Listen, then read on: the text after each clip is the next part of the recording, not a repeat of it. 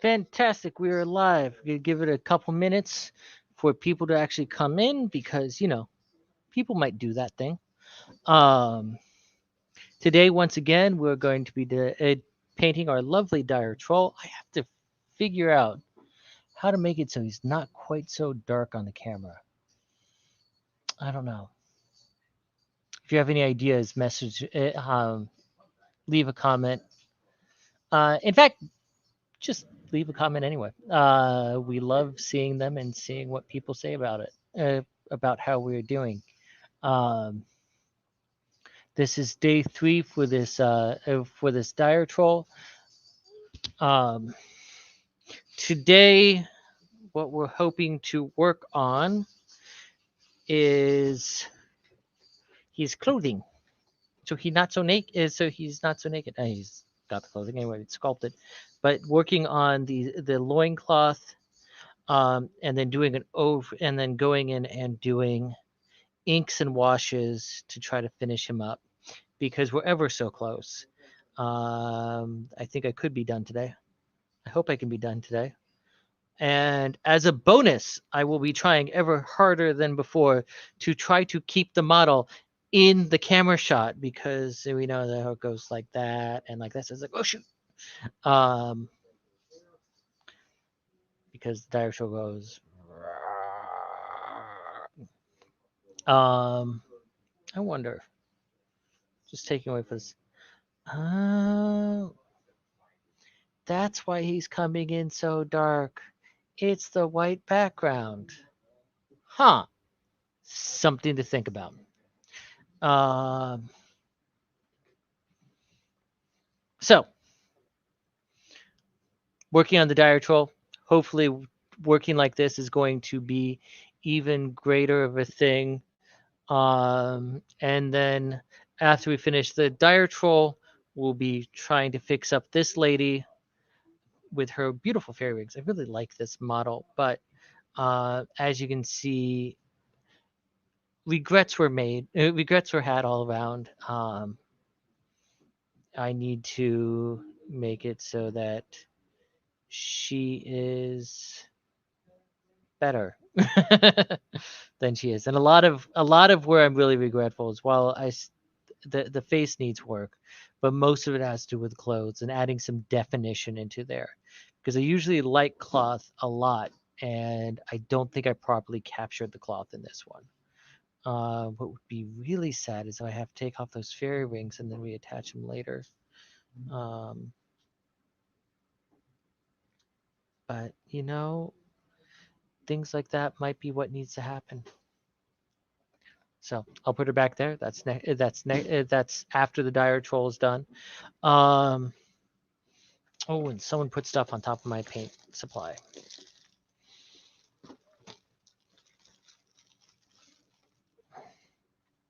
Okay, so starting off, I think the first thing I need to do is um, most of this troll's clothing seems to be the same loincloth. And so what I probably need to do is first establish some dark pattern on it and then get something lighter to give the texture um, to the leather part right here. I think that would be lovely. And then try to figure out something with the fur because this really does look like there's like bits of fur there that's turned over. Um, and then details like the skulls, the ropes, and stuff like that. So that's kind of the order of operations. Um, so let's take a look at some grays and browns. Leather brown looks like it might be good. Again, all of these are Army Painter paints because I haven't ordered any others. Monster brown, maybe. Ah, dirt splatter. That's a nice one. Um,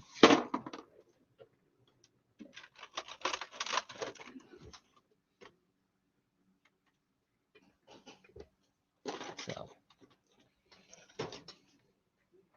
I'm gonna start with some dirt splatter using my old getting my palette out. Gonna start with some dirt splatter. Put the others aside. Wet my brush. Shake, shake, shake.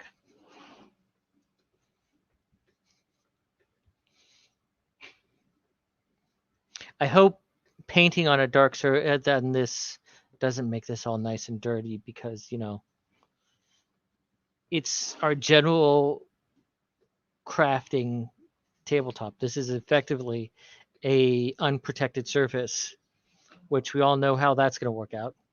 It's going to be some messes. So grab some of that dirt splatter. Looks actually kind of thin, but you know, let's start getting it in there. Yeah, that's thin. But you know what? Thin might be what we need right now.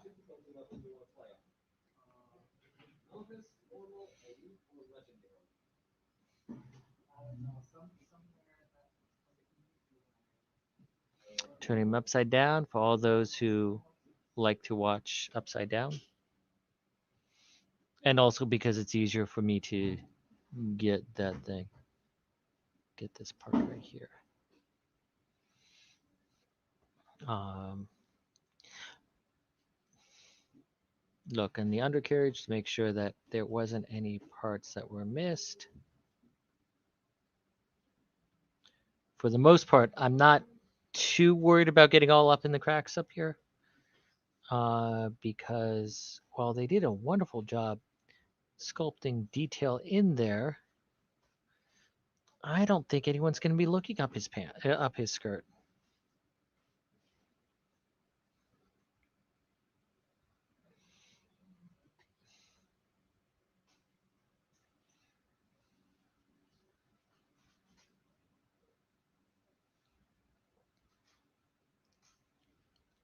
Is that actually? Yeah, that's all the way through. So it's particularly important to get that hole.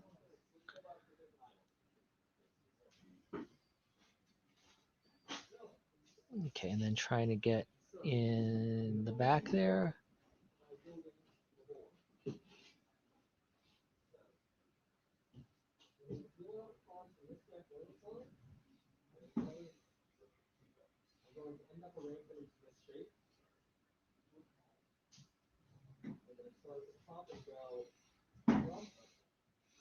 I know, it's ever so easy to see in those cracks.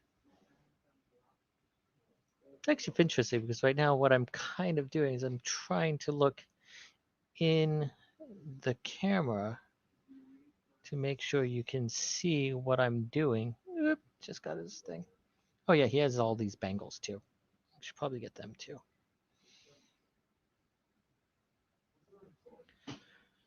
You can see all this wearing down here from handling. Um, what can I say? These are soft paints. In order to make them have more color, to be a little bit denser in the color. Not that you can see it in this one. And apply thinly. A lot of these model paint companies sacrificed the varnish inside the paint, so they're actually very soft paints.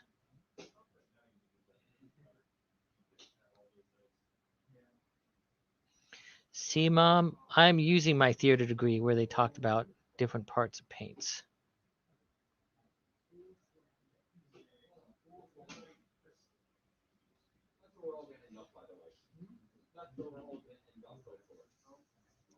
See, design professor Elena, I was paying attention in your class.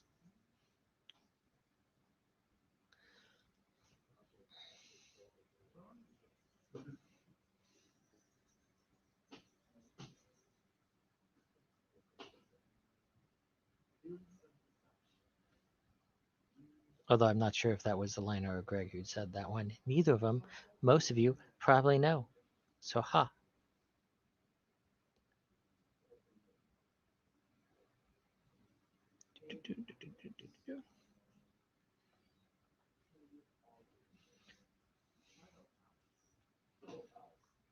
I'm seeing all these little things. I might have to shake some more and try to put out some more in order to get these nooks and crannies.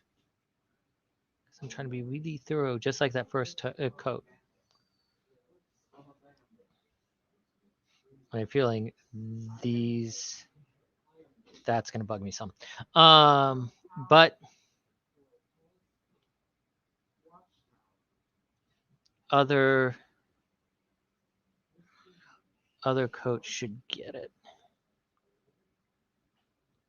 Let's go right there. Okay, so put that down, clean the brush. I tell you, my wife's gonna be happy if she finds out that I need to use less paper towels for this, because we run through them like water. Like water.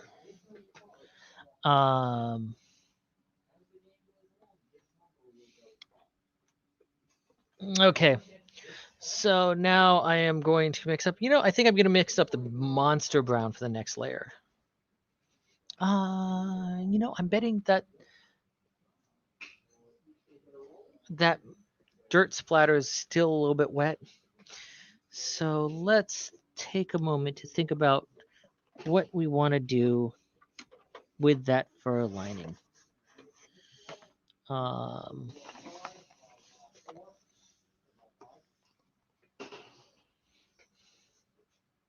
Cobalt skin might be nice.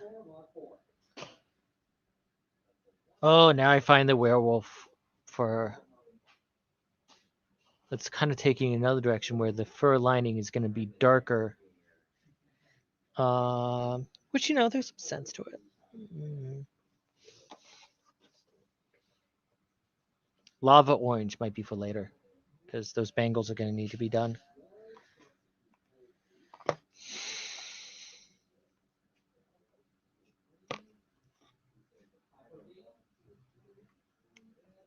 You know what?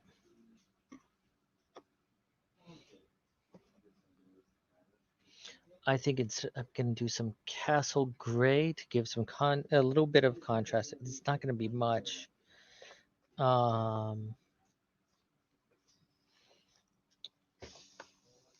And then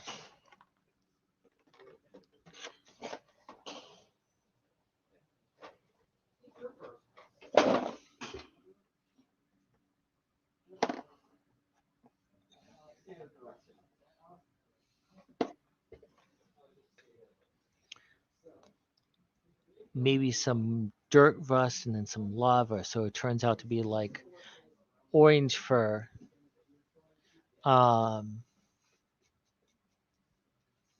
So it's like orange fur, like he skinned a tiger or something like that. So we're going to kind of layer this a little bit. But first, the castle gray to bring up the contrast. Save the thought on that cobalt skin because that might have some use later.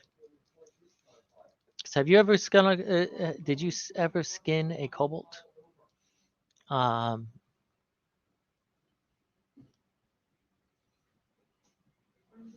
Oh, I'm seeing lots of medium coming out in that one, in the castle gray. Medium's the part of the paint that actually lets it run.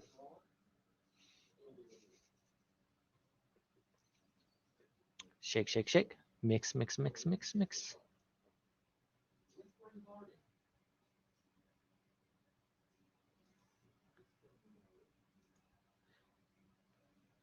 After all, we need this to work. Mix, mix, mix, mix. Okay, let's try it now. A little bit better. Just a little dab on the canvas. Then pull it with the brush. And then let's start painting it on here like Bob Ross. It's supposed to be the color of castle stone.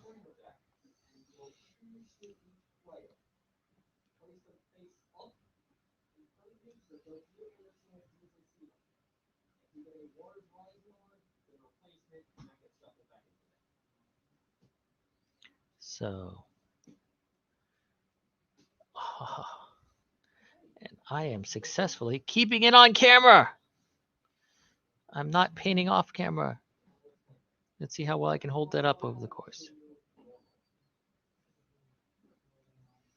After this is done, I'm gonna have to check that skin tone to make sure that I didn't accidentally put any paint on there, because chances are I will.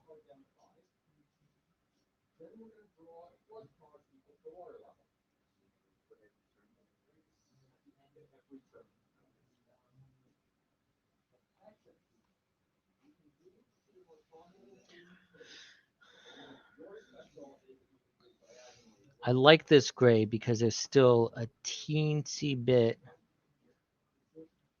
of brown in it. So it kind of looks a bit dirty.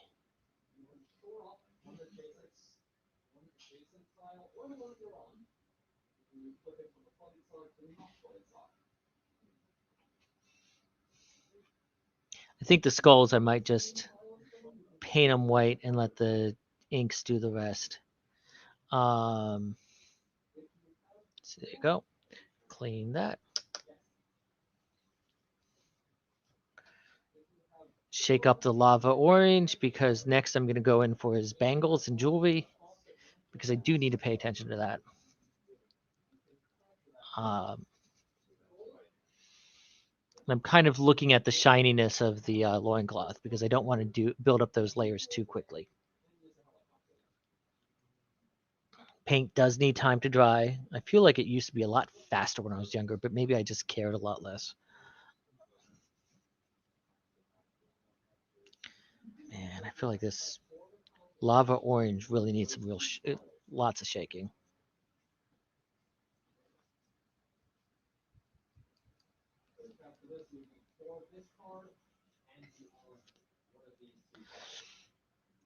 Okay, let's see how that is.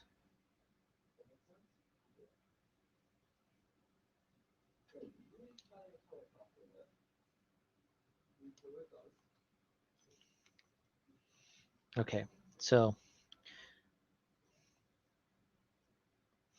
a lot of these bracelets and stuff like that he has, I kind of want to be gold.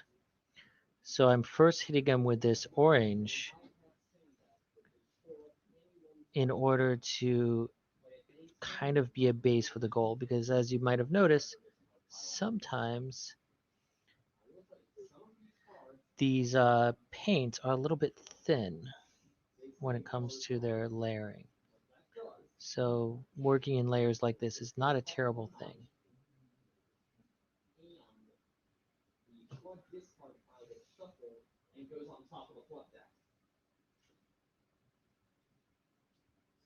So there's that one.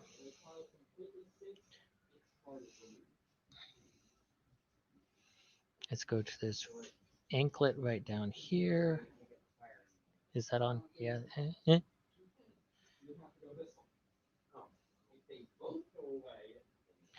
We're getting ready for the new season's program here at 3Gear.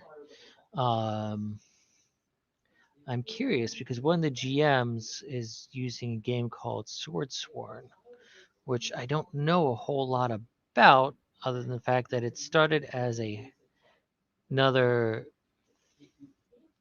fantasy RPG, but then they spread it to a lot of different, a lot of other genres. Like I think they have a sci-fi book and a horror book, so you can use their basic system for lots of different things. So that's going to be exciting. He's doing it all online too. So no matter how you feel about the state of the pandemic, the state of the state, you can still potentially go. Okay. I also got to pay attention to these armbands that are also leather. So before I return to the main loincloth, I'm going to clean the brush. And I'm going to go back to those. Dirt splatter was nice, but I'm intrigued by this werewolf fur. I mean, how does that look? This one looks a little bit redder. I think I'll stay with the dirt splatter.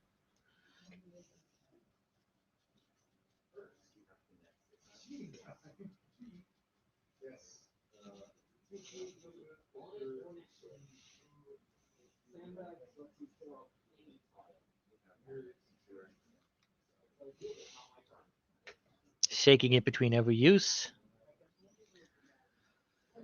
Now going for here, trying to be real careful around those edges because I don't want to go back and continue doing more skin. But, you know, I might have to.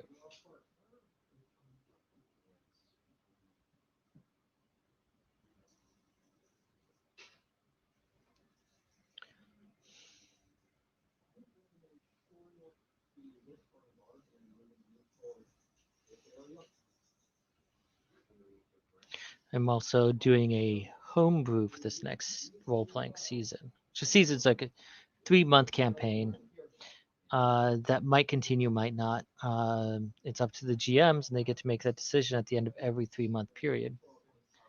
Um,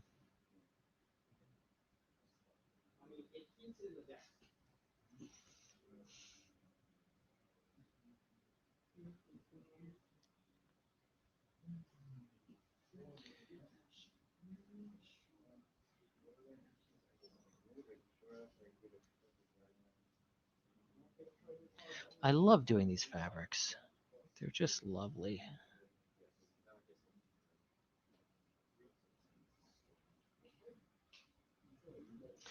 You know, I wonder, maybe I can, if I wanted to get fancy, I could have actually build up, shoot, right there, made a mistake. I could build them up as different colors of leathers.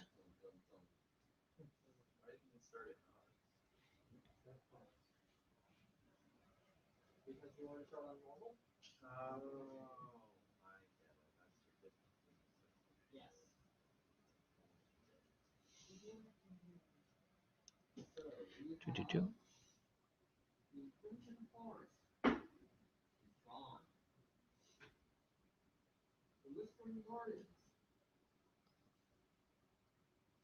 I'm also seeing more bones here that I missed on the first time through.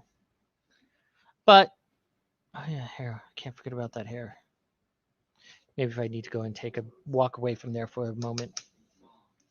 Next, let's go and we'll bring up, let's bring up the monster brown for the main loincloth.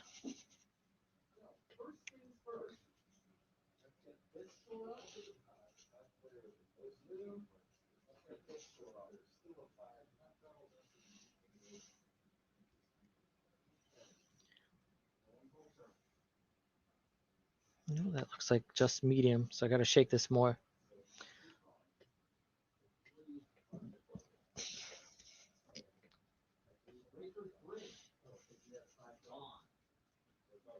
I'm also excited with our role-playing season. We're doing I'm getting a chance to do Tome of Annihilation, which is a setting that people have been asking me to do since we first opened up shop.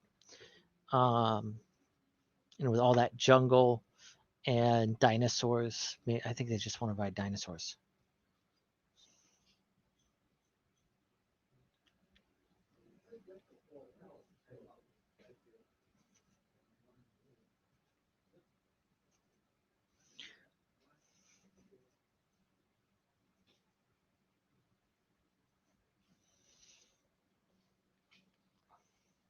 Shake, shake, shake. Ah, that is so much medium in that one.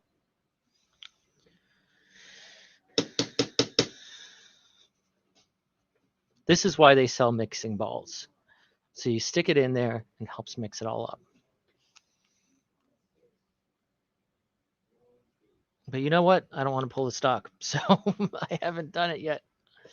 Maybe I should too, because this one's coming out. Well, it's fine that it's coming out thin. It's just there's a lot of medium in that, and so it's going to go on very translucent. So I'm going to start on the back. I know it's the last place I did, but and again across, you can see that the stripes are going up and down. So I'm going to go side to side in order to try to dry brush this. Um, this very thin paint.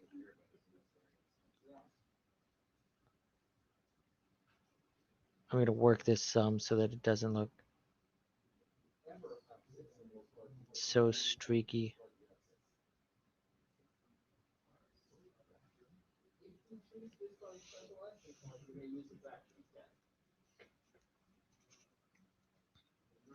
Oh, come on, Monster Brown. Work for me. Work for me. That's getting a little more pigment. That's good. Yeah.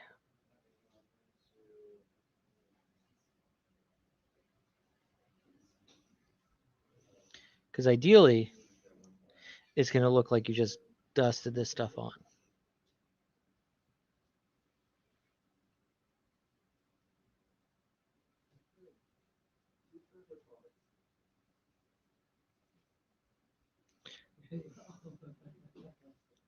And so it turns into a nice even coat.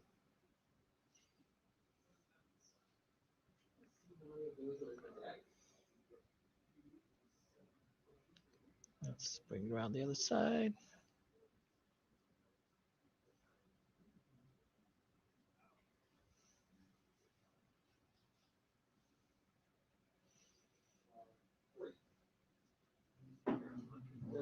Doing a little bit this on, because that would be the same color. I'm just doing a little bit of extra on the edge here to kind of define it.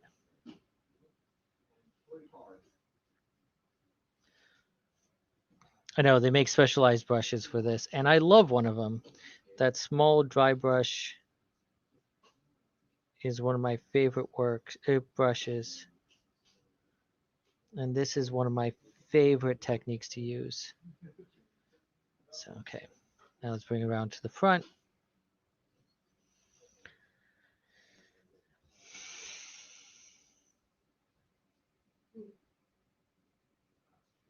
And in this case, we're just using the fine detail brush.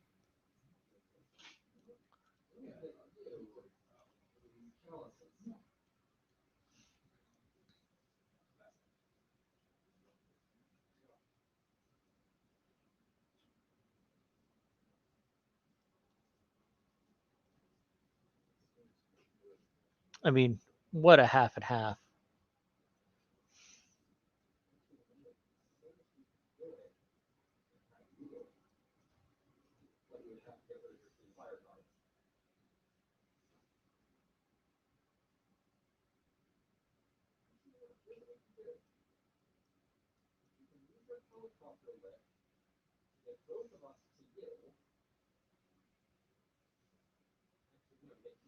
It's real hard to see the area that I'm trying for right now, because these darn ropes are in the way, which is fine.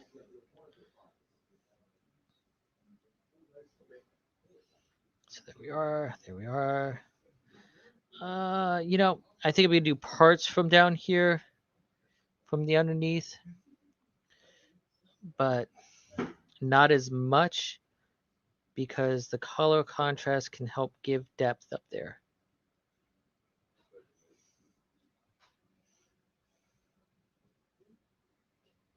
A little bit in this little bit of detail they have right there. So this fold in right here, kind of like up in there, I'm not going to do, just so it looks a little bit deeper. I'm going to do this side.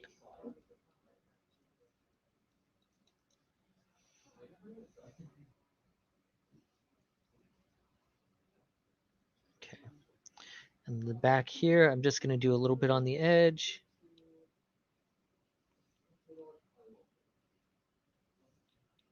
So that it doesn't look like it's a sharp change in color. But once again, I kind of want, oh, that might be a little bit too thick. Let's go and run that out. Still coming by awfully thick.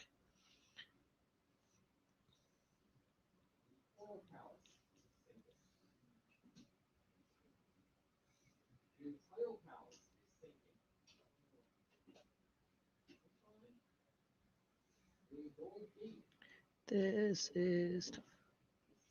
Not as tough as what we were doing last week with the faces, but you know, that one I couldn't even chat while I was doing that detail. So there you go.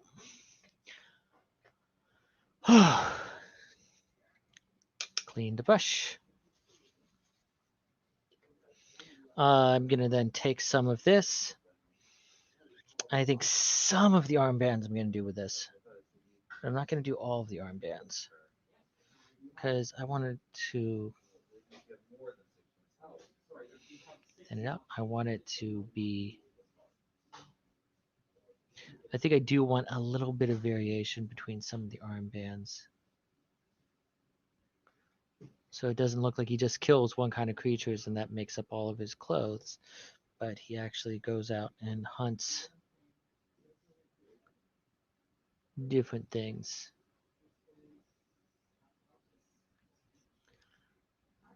So.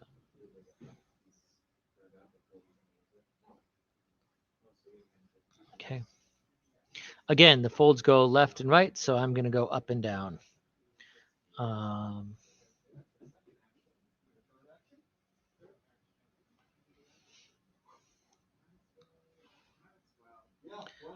And then I think I'm going to do this treatment for this one up here that's holding the bones.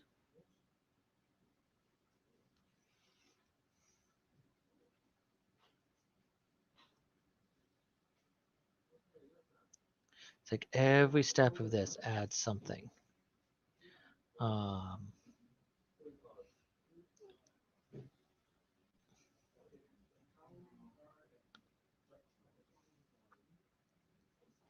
Okay.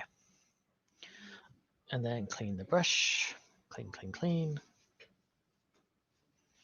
Not the castle gray. What do I think is a good middle tone for other leathers?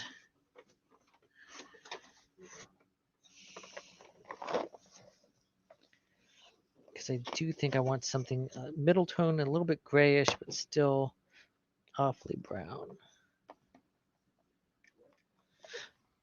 I'll pull out the dark stone for another reason later. Just like the field gray.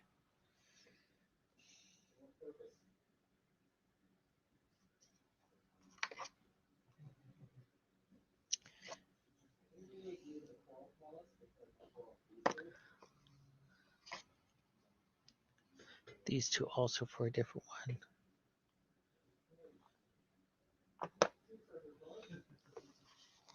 If I could get a dark dead green, that would be awesome. Because I think that's kind of what I'm looking for.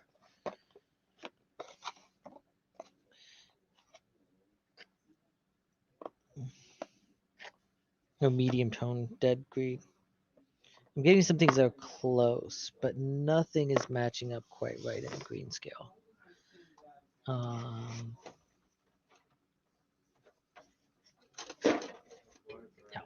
hook myself with an X-Acto. Let's just take that cup out. Because I'm gonna try to sell these things, so I'm not gonna. I don't want to bleed all over them. You know.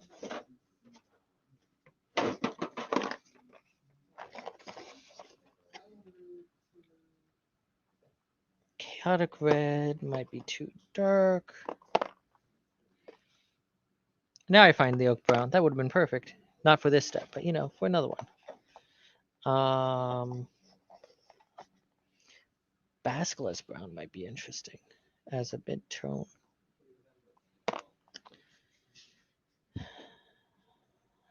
And pull up the great Drake tooth for later. And tanned flesh might be interesting. So I'll bring up those two.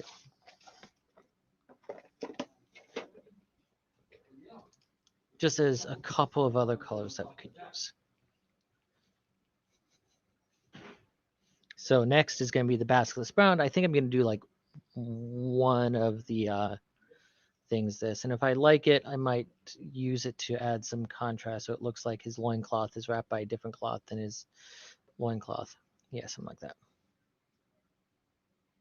Because I kind of want more of a contrast between these two, but I might achieve that with the wash step.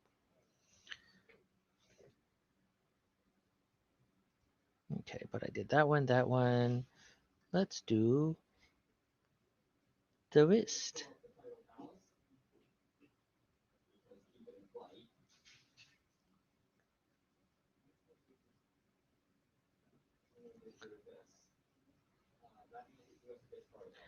This is the wristband he got for going into the club, but then he ate everyone, so he got bounced out by the bouncer, and that's why he has a yellow wristband.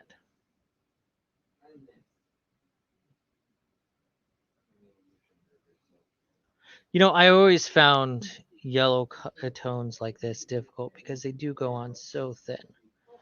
And you often, I've been told that's because they actually use less pigment in yellows because yellow pigment tends to be expensive. So we always have to keep that in mind whenever we use any kind of yellow.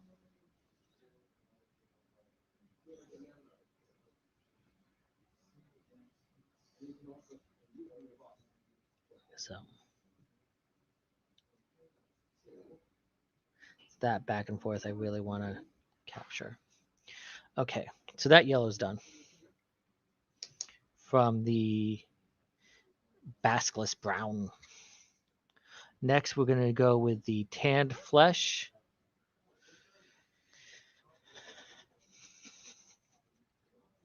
Because apparently that's tanned flesh. Oh, wow. So light. Can't even pick up on that.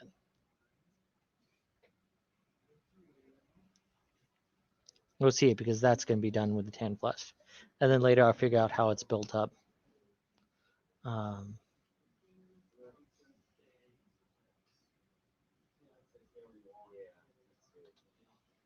Lots of media. I mean, some of these I probably haven't. This has been the first time that I've been using them.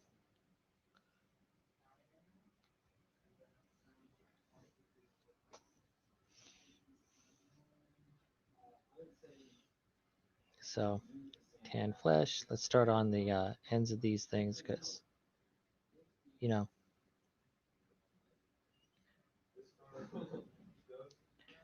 that is just too wet for what I'm trying to do.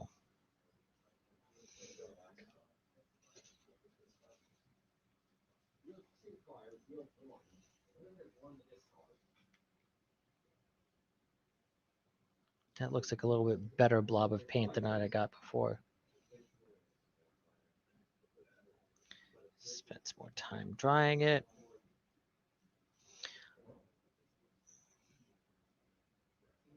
Because I'm just rolling from one color to another on the same brush. It's a time saver. But you know, they make different kinds of brushes for a reason. Each one is specialized in its own thing. Um,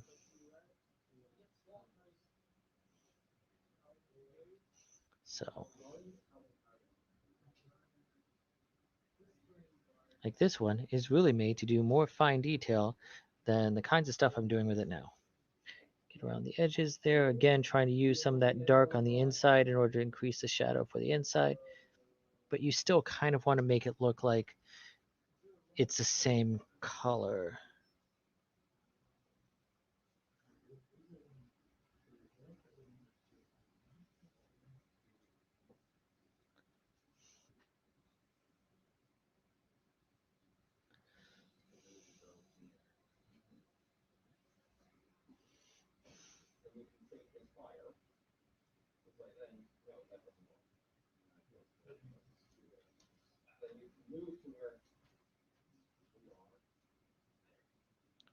There we go.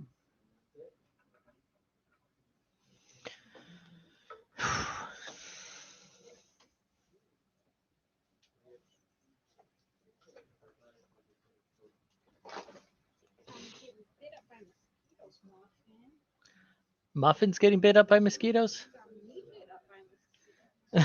She enjoyed her time outside, eh?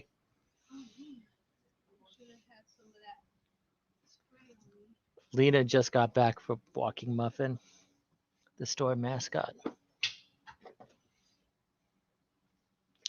Okay, so next I'm going to go to the Cobalt Flesh for this loincloth.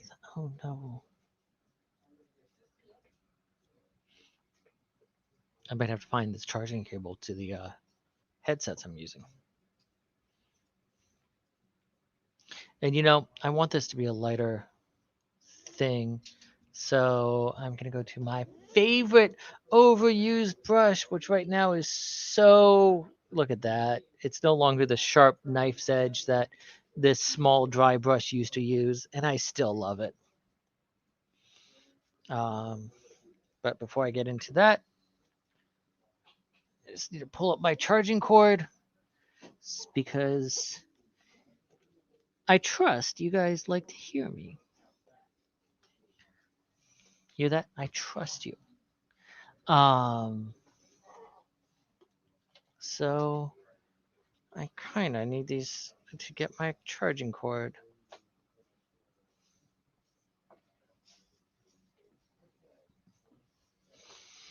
Muffin got her first toast of the first taste of mango today, and we mixed in some with her dinner so she'd eat it, and now she's hunting for more mango. Just shows my dog's got good taste, but she's also a kibble snob.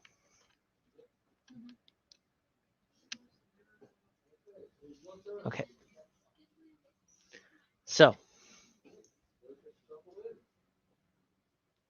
oh, this might be fun.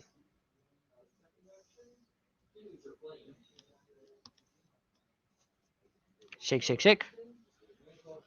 You know, I wonder how I can add some music to the stream. What my family always used to do is we used to chat while painting in front of the TV, sipping on our Cokes, and I used to. No, my family's teetotalers. They didn't have any gin. Lena suggested that they sipped on gin and juice, and it's like, nope. They're teetotalers. I used to drink my root beer. My parents would drink their Coke, Diet Coke, and we used to paint Warhammer models.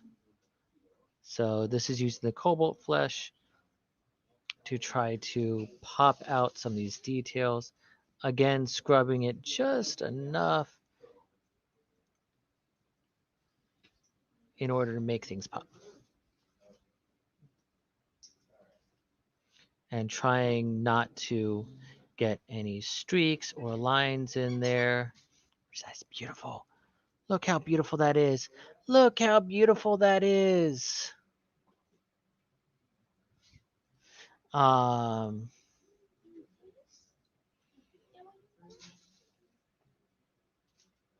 so this Cobalt Flesh. I love this small dry brush, even though it's not as precise as it used to be.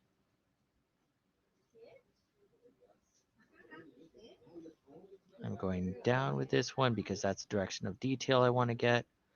And then going across at the bottom. So.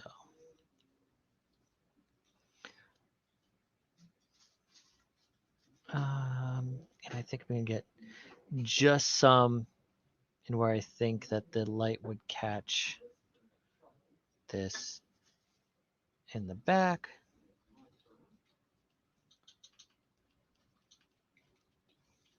Or just plain where I think the details would be cool. So as you can tell, I'm not being as thorough there.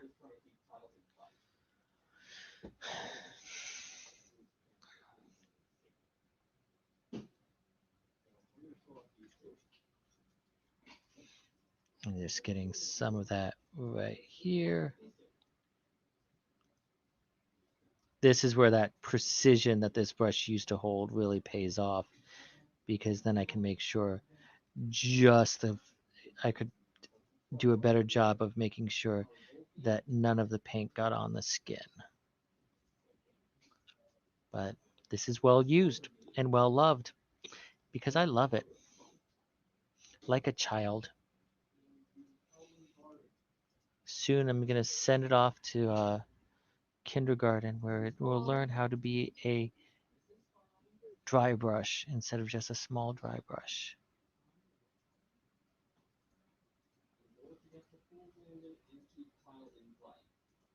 Yeah, look at that.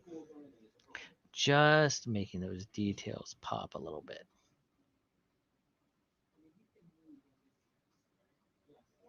Still talking to Lena on how we're going to actually sell these. Oh, look at that. Some got on the elbow. Oh. Creasing some of that on the butt. Okay, he got butt.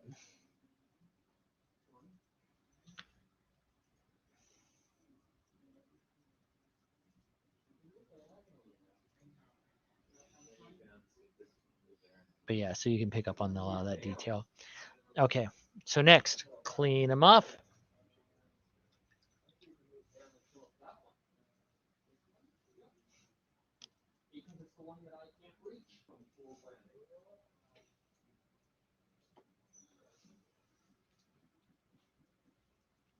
Okay, so next, let's go to his.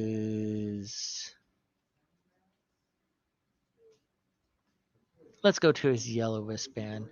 Because it's like I don't want it to be yellow, but I do kind of want it to.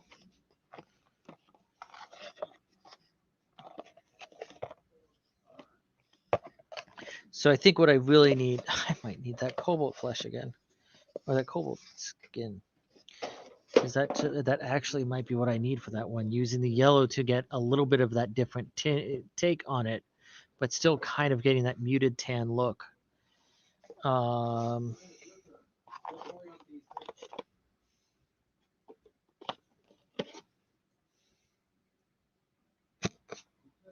know, I really should have used that on the claws. I mean, it's called Troll's Claw, but I think I'm going to try it out on that yellow wristband. It looks like it has a little bit of that muting that I want because I don't want it to go bam yellow like I want for the fur lining, but I still want it to be yellow. So let's see what color this comes out. And maybe I'll hit the Troll's Claws with it a little bit because, you know, it's in the name. Again, same brush, the small dry brush. My favorite.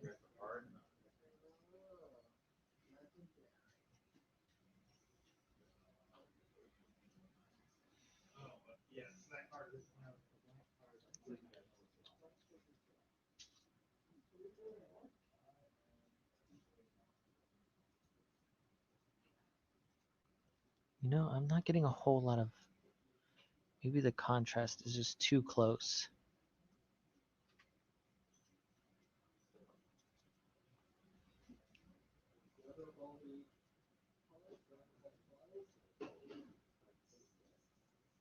Trying to get the consistency and the thickness just right.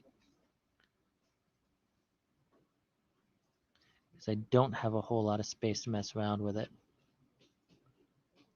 Yeah, you're kind of getting these slight raised bits on this one. I think most of the detail on this one will come out when I hit it with the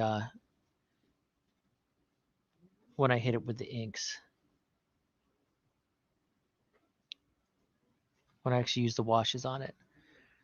Because that just looks like it just absolutely ate up all of the previous layer. Which ain't great. But you know, you deal with what you got. Okay, the last one that the tanned flesh covered up. Again, same kind of issue. I want it to be kind of reddish, but I don't want it to be like bam.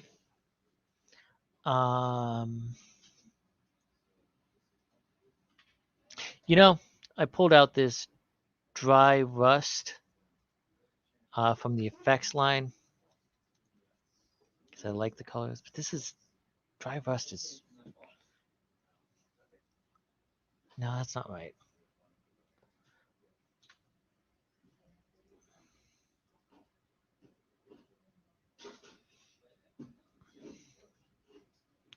while I'm thinking, I'm going to go and use some of this Troll's Claws on the Troll's, well, claws to try to get kind of get that ridge in, because there's still a lot of darkness and a lot of green inside of their claws, which I'm not so happy about. It's too much. Man, it was not enough once, and now it's too much. Gotta go figure. There it is.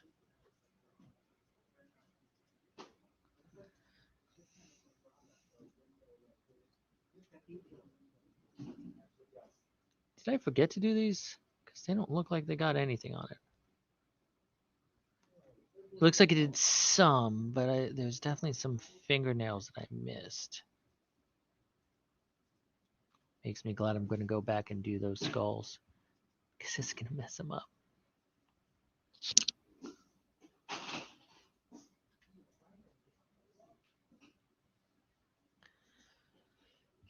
Yeah, I think I'm going to go back and not use this when I'm doing that. But what I kind of want is a muted red.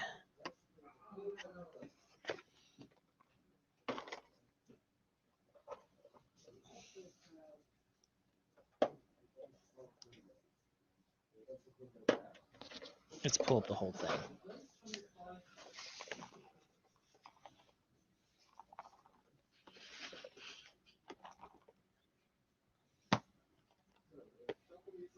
Dragon red? No. It's like almost some of these pinks look like they might be right. Yeah, I'm going to try that. Warlock pink. I feel like I used that somewhere else on him, but I can't think of where.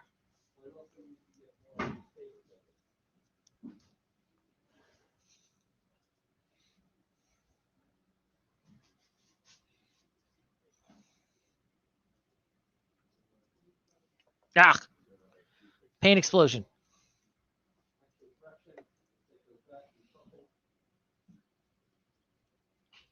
Well, here's hoping that I thin it out right. Yeah, that sucks when that happens. Oh well.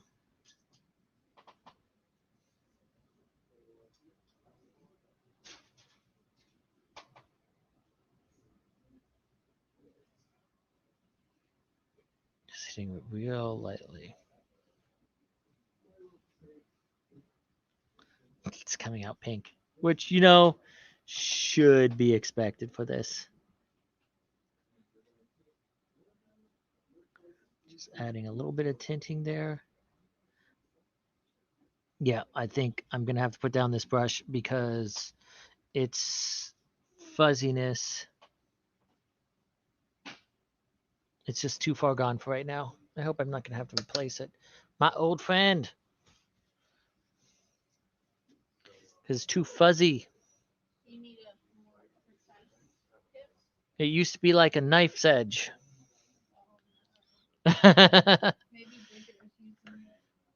Nah, I think I just treated it bad.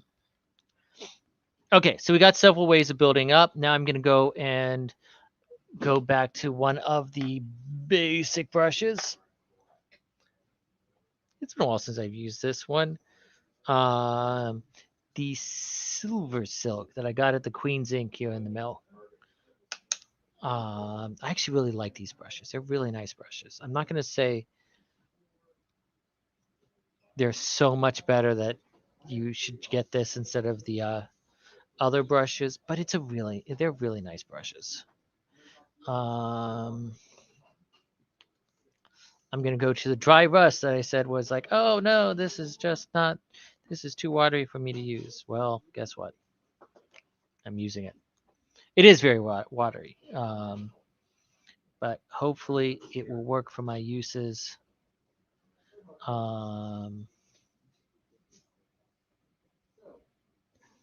So building it up and just going over the gray.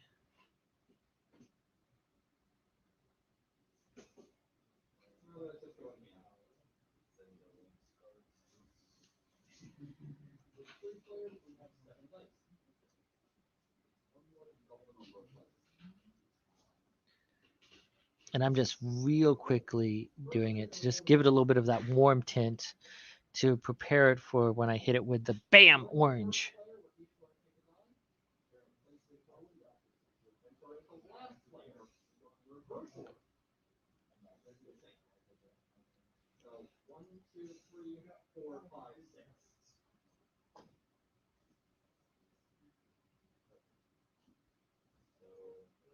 And I'm being real careful.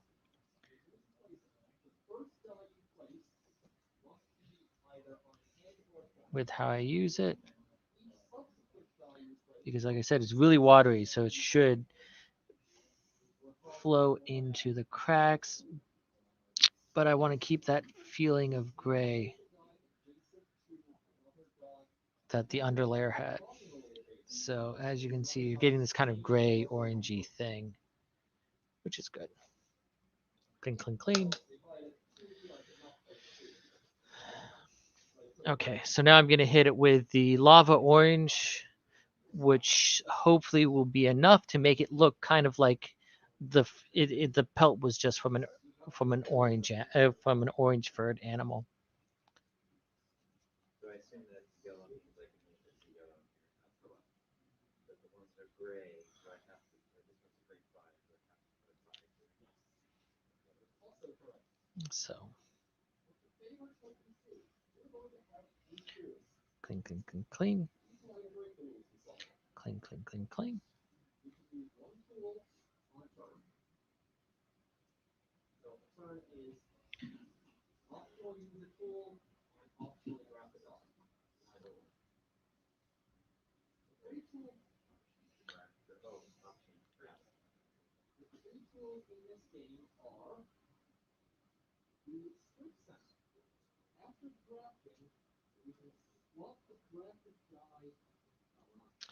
You know, this is going on.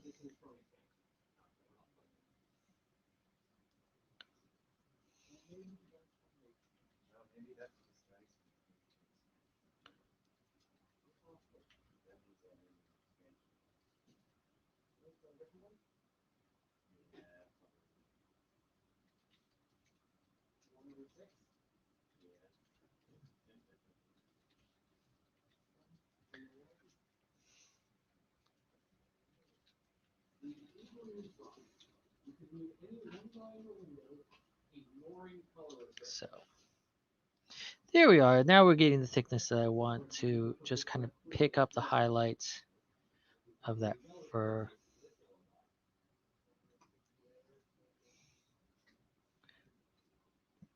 I might actually want to build this up another layer. Um,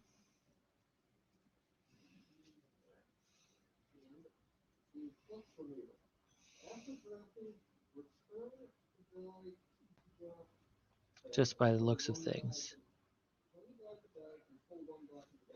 That gray didn't build up as much contrast as I thought it would.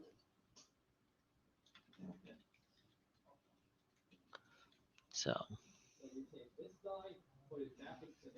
there we go. So now that we're done with that, cleaning my brush, I'm going to take this dark stone and I am going to start it.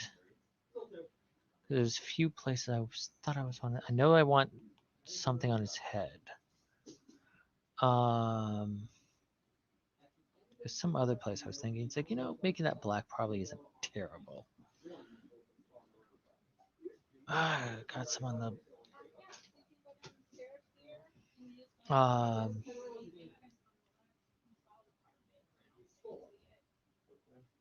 nails. I'm gonna hit the nails with the dark stone.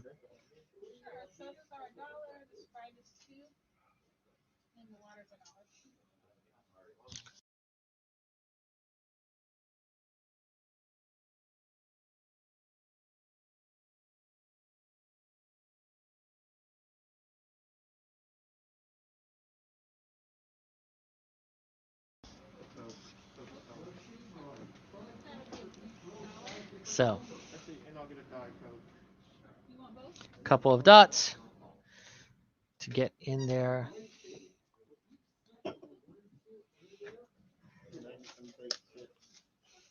I don't tear your entire register down. Yeah, the sour cream 9-minute probably.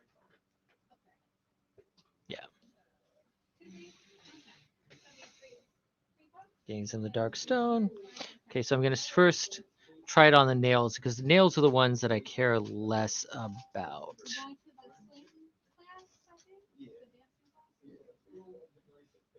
that something they do every week? It looks like they're doing it every week. Is it for beginners or anyone? If you want to be a beginner, you can be a beginner. If you don't want to be a beginner, you can be intermediate.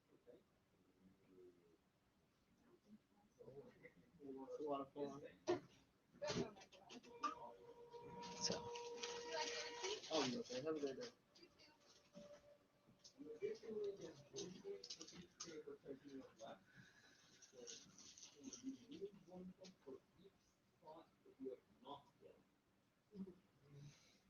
Wait, say it again.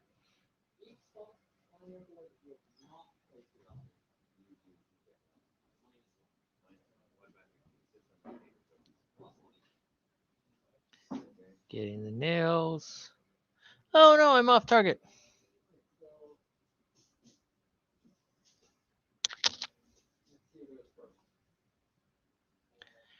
Okay.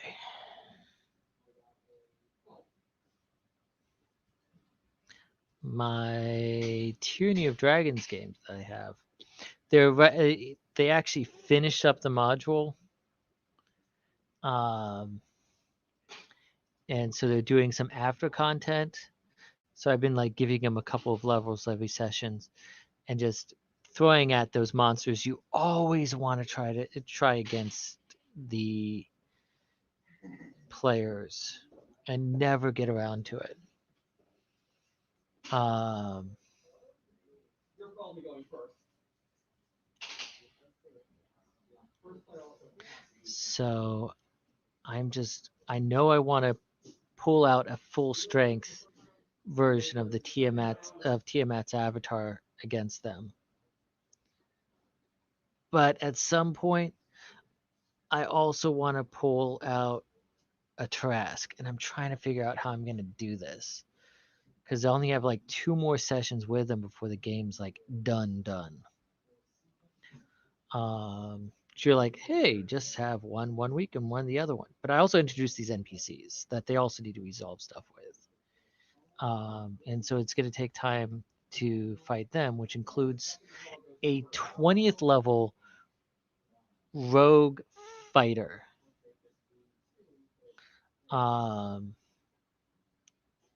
Archer. So you know that sick thing they say that you can do with as an archer with sharpshooter, where you can just drop 10 to hit and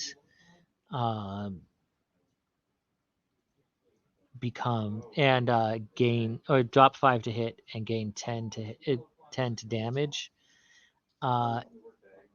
Yeah, she has that. So she has bow shots where each individual one can just blow a hole in the side of a ship.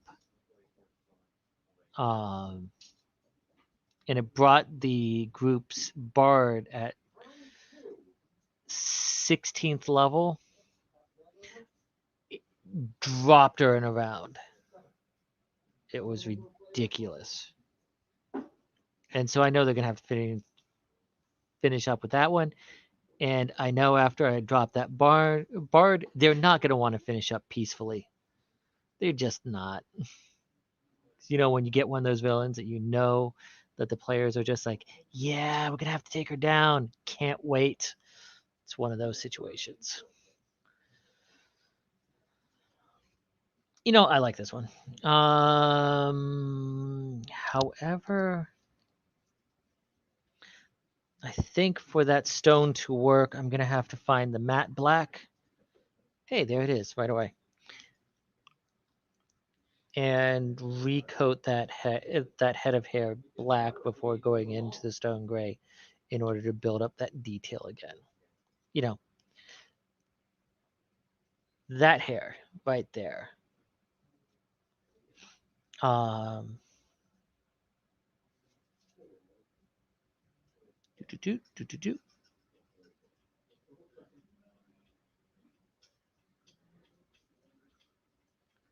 So repainting black. Matte black is actually what the original hair color was anyway before we started getting into some of this detail.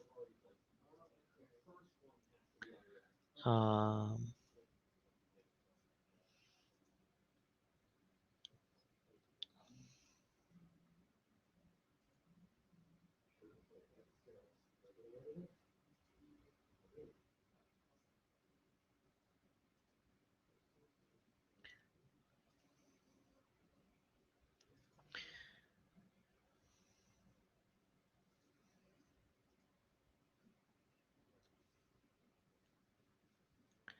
so it's going across, recapturing that hair. I think originally we actually tried it as a red hair and we're like, nope, not working. I can see evidence here. Either that's what came off last time. But yeah, I'm still seeing evidence of that in here as I'm getting it. Including, is that some gray? Oh no. That means that's primer.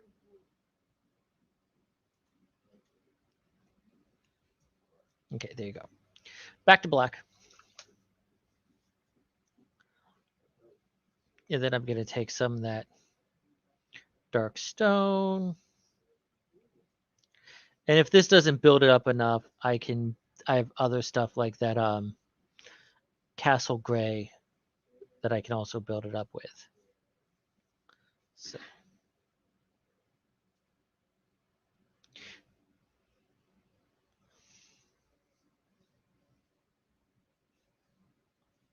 So again, across the grains, just like the dry brushing, in order to get some of that detail. And the goal here is to make it still look like it's black hair while getting some detail in there.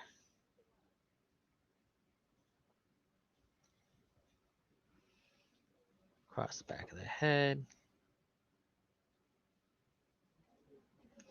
Yeah, I might want to bring in some of that castle gray just to get some shine in that hair.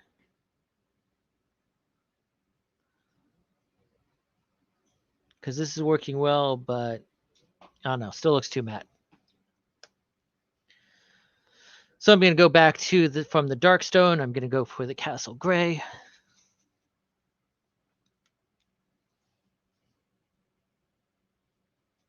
Boop.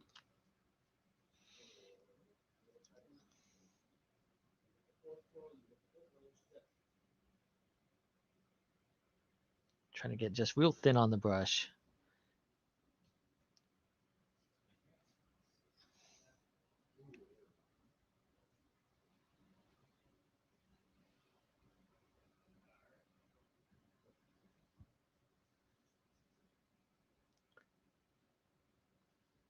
And that is definitely getting up some of that contrast that I wanted.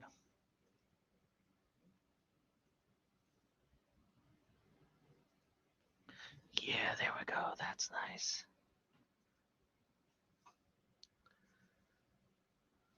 That's real nice.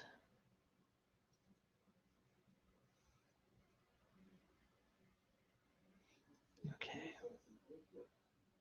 Probably sounded like a creepy old man with that. It's like,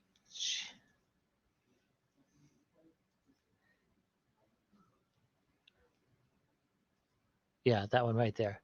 That face. That's nice. That's real nice.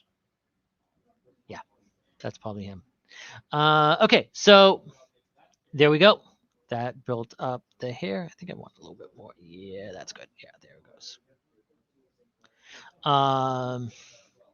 Finally, we're going to go in and do the skulls. I pulled up some because I had thoughts. Drake's Tooth. I was thinking Drake's Tooth. Because there's some real kind of contrast problems with these skulls. And I think most of it I kind of want to solve with the ink layer.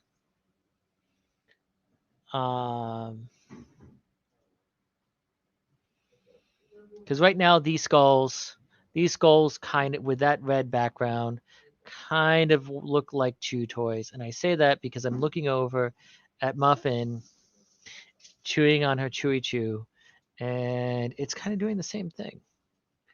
So I'm going to go in, and I don't care that this is kind of thick.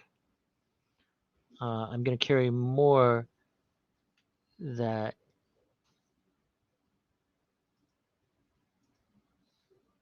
it covers the areas I want. And it looks like there's some like leather pads, like this is on top of some like bags and tied on with string and stuff like that. So I'm going to want to do something about that after I'm done with this. And it's all going to look very, probably get hit by the same thing. And I think when I did it on the paint night, I just made it all kind of samey same between the skull and whatever the skull might be leaning on and things like that. In fact, I might want to go back and hit some of that leather like I hit some of the armband leather, like it's made out of the same critter. Because to have things like that, he's had to be crafty in that he can make stuff kind of way.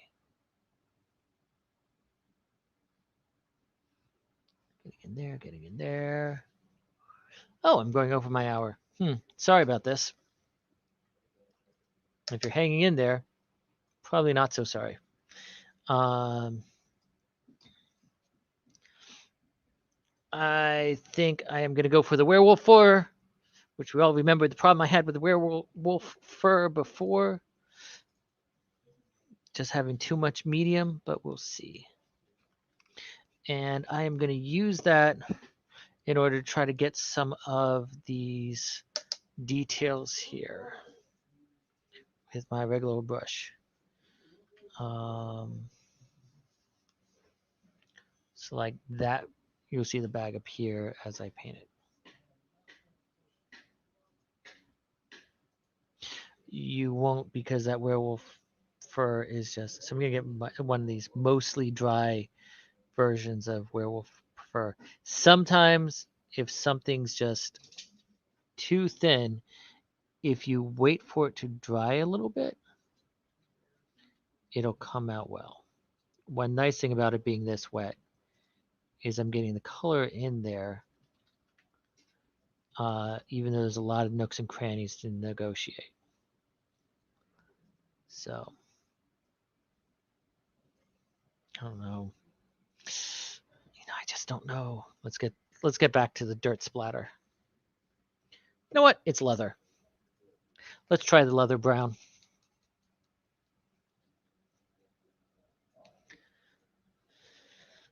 Oh, and Muffy's loving her Chewy Chew.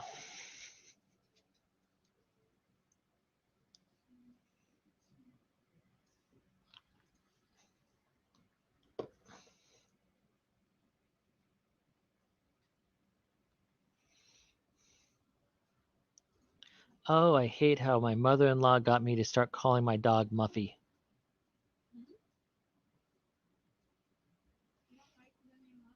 I told you that before. I don't like the name Muffy. I told you I don't like the nickname Muffy.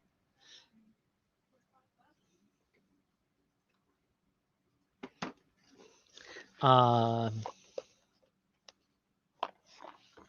now my wife's like, but why? Why don't you like that name? It's like, because I don't.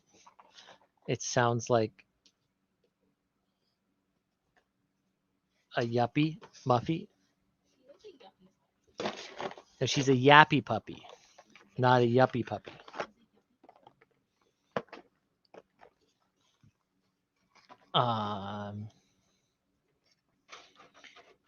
Her best friend is not named Biff or Chad.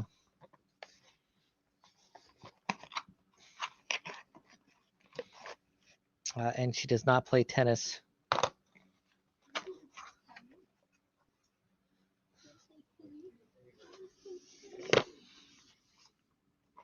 And she doesn't wear sweaters around her neck.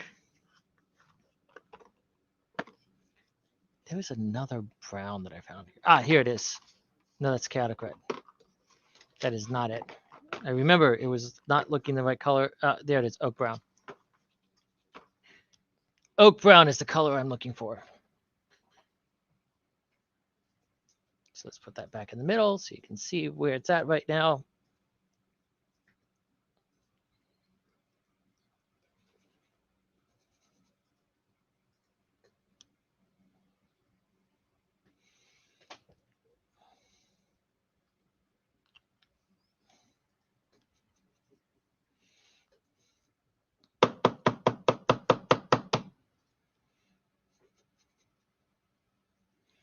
Trying to massage the pigment around because it's so not well mixed right now. Again, mixing balls. I really should get some. Yeah, I know where to get them. I'm just being resistant.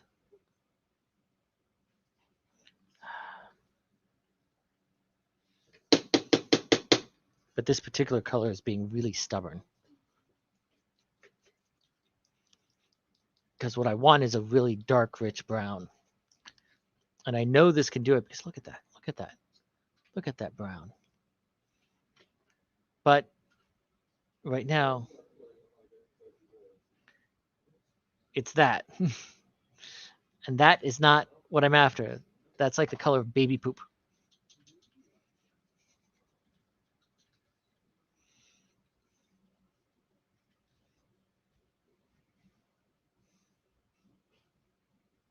There's some deep down in there. I'm gonna have to just like pull it out on the canvas or on the palette.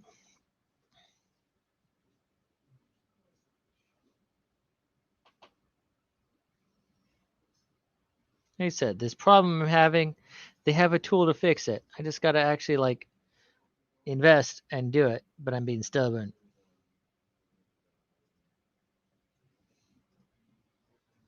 Stubborn like a fox.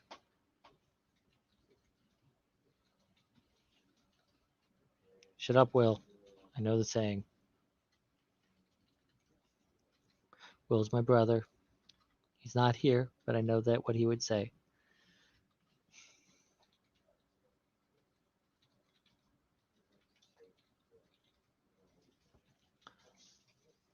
Okay, and finally, before we call it a finish on that section and move on to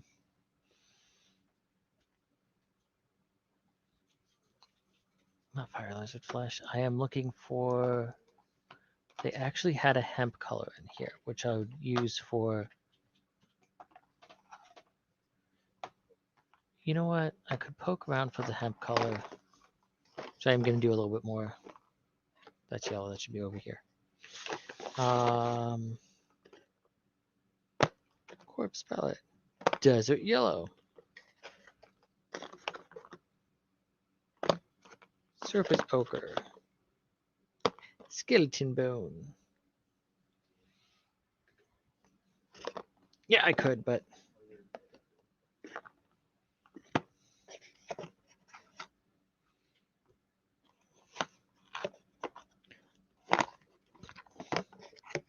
nope, not finding it. So what I'm going to be using is what everyone should use for rope. As soon as I find it again.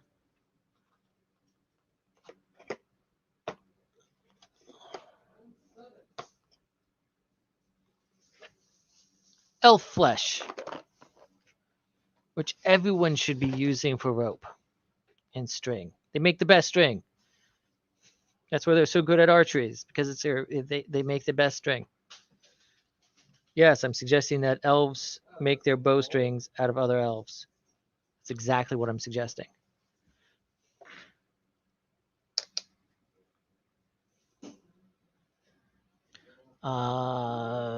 But for the finite quality that I'm looking for here, I'm going to try for an even thinner brush and punch my light source.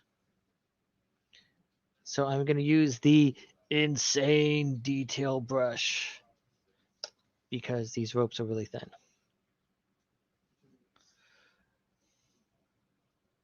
And I'm hoping this is going to be contrasting enough from the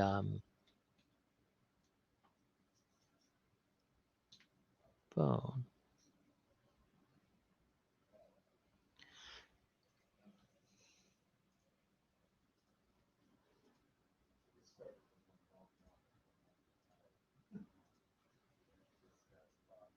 I'm really just blobbing this on just with a very small pinhead so that it just goes on quick, easily, and on the surface.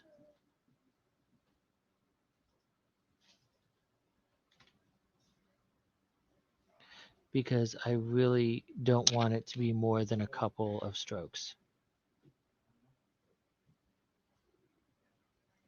And all of the edge work should be taken up by the washes.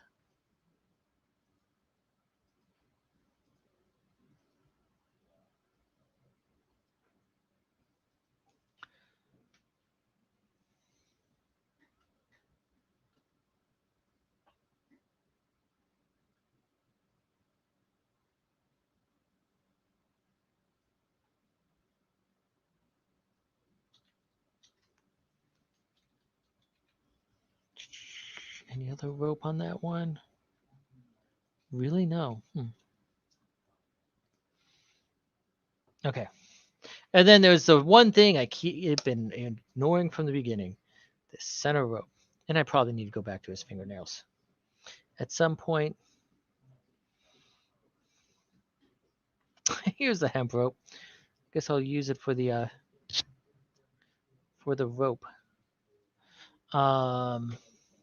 Going back to the Silver Silk 88 and going back to that dark brown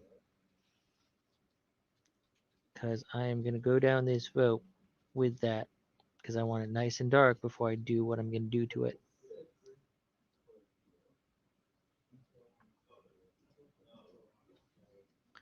Um,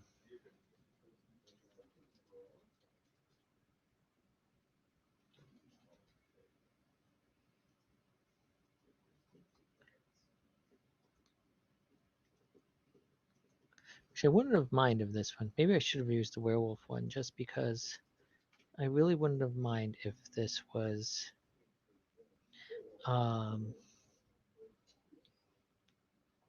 if the raised edges remain true because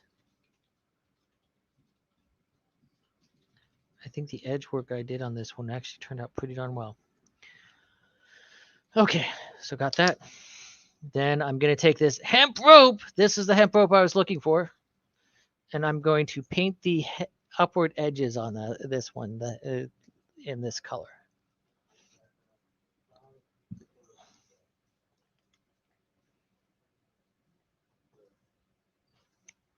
And just because I love it so much, my broken little brush. Where'd he go? Where'd he go? I don't know where I put down my broken little brush.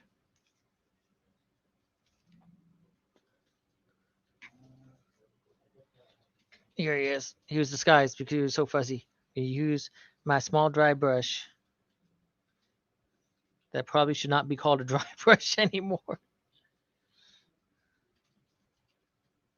Forgot where I put that hemp rope.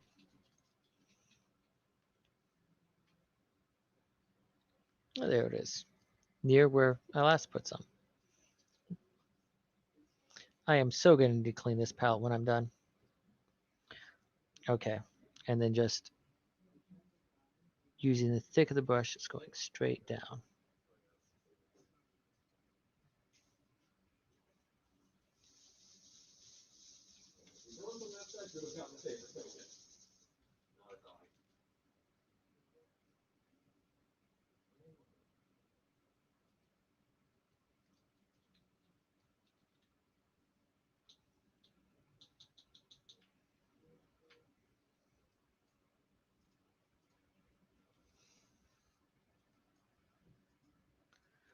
Okay.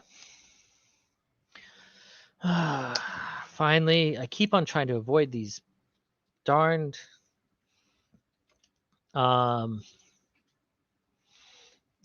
fingernails. So I discovered we had a color called Troll's Claw. I've actually kind of been wanting to use that one.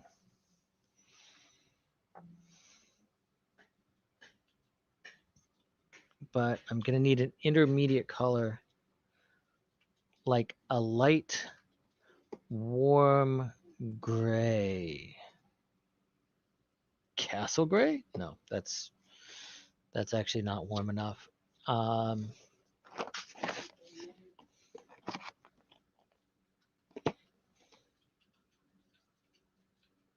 It's almost green.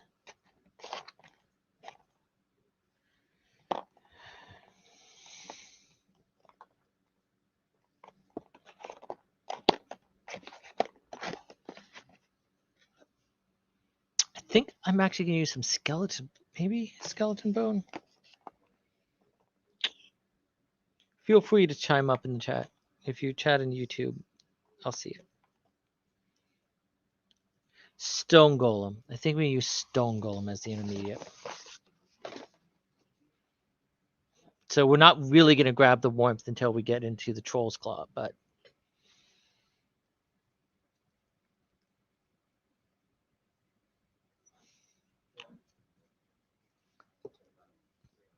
and for effect,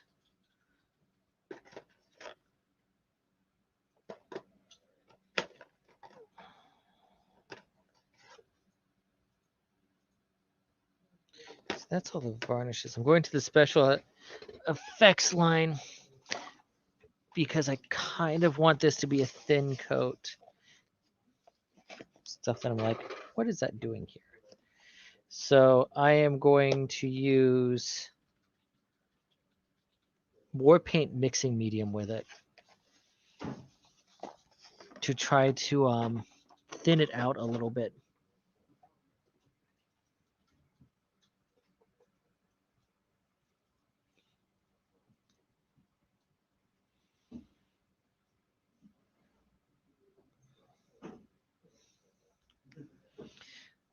Because I want a lot of that darkness to come through. So mix, mix, mix. I just put them on top of each other, which you should never do, but you know. The mixing medium is literally the medium that they use on this. So when you're like, why is my paint so thin? The mixing medium is the same stuff that's making your paint so thin.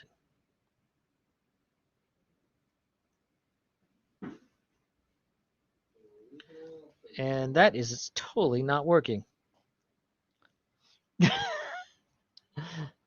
Okay, I'm going to Castle Gray.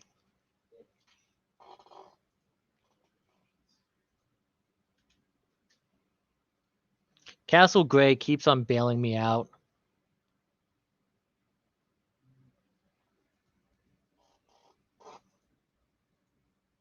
Yeah, that really is more of what I wanted. It's coming on too thick, though. So I'm going to have to thin it out on the palette.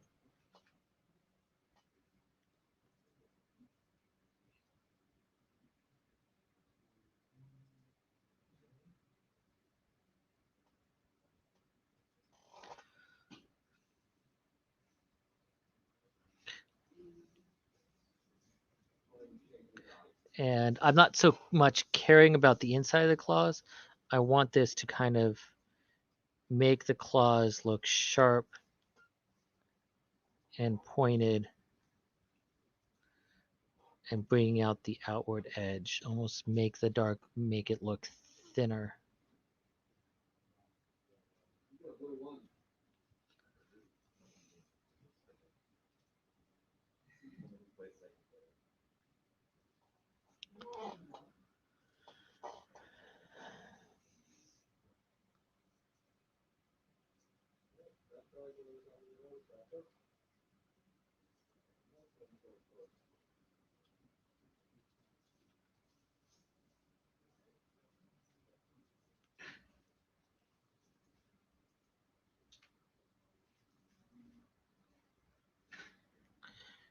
Man, the sins on those hands.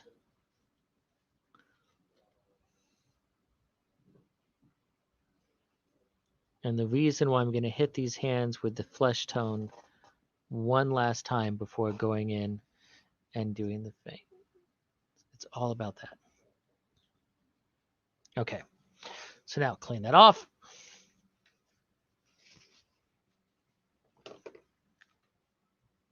You can see those troll claws coming up. And finally, I'm going to use Troll Claw because I have to. Because it's named Troll Claw. It's mandatory. And this, I'm gonna, the plan is just to hit the very tips with this. Oh, it's flowing so much better than so many of the other paints. So I'm gonna just go for like the points.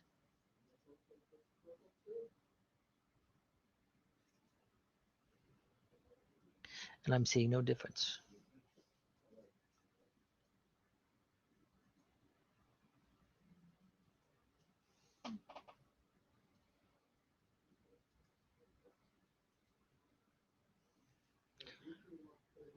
And that should bring more of the focus down to the claw tips.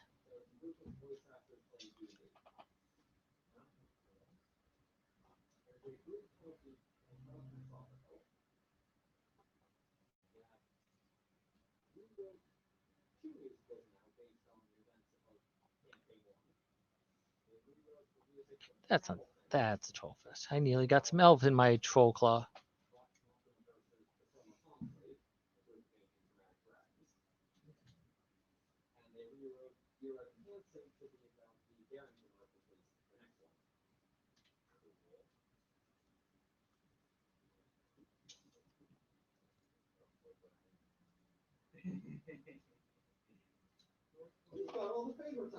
There we go.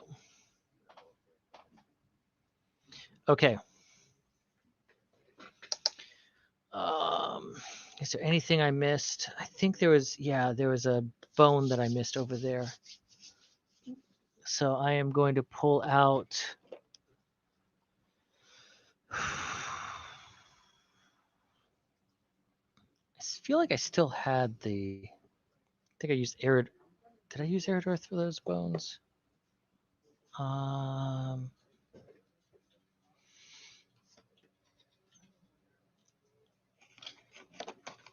Yeah.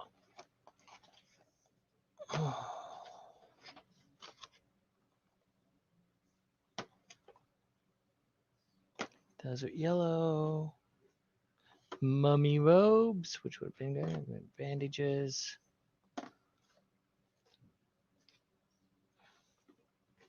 Because apparently my theme for tonight is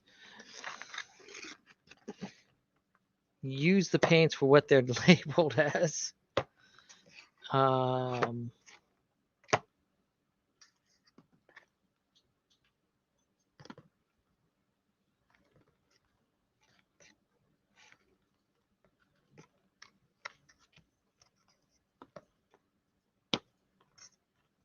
And so I know I saw, maybe I pulled it out already.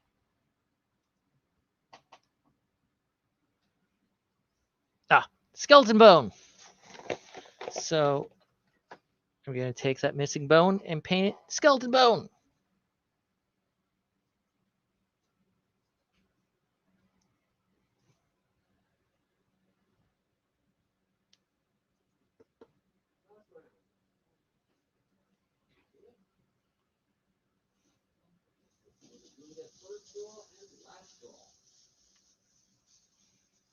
That one was slow coming out. And I'm going to use my silver line brush. But just like I did with the ropes, I'm going to be a little bit thick on this one to just kind of blob it on to that missing bone.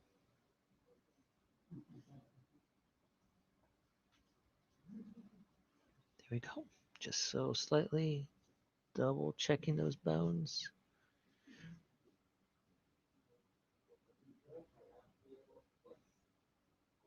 I know. It's kind of hitting. parts of these bones with the skeleton bone in order to capture some of those edges before we go in with the ink. Okay.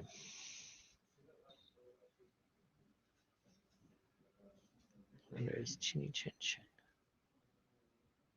Okay. And finally,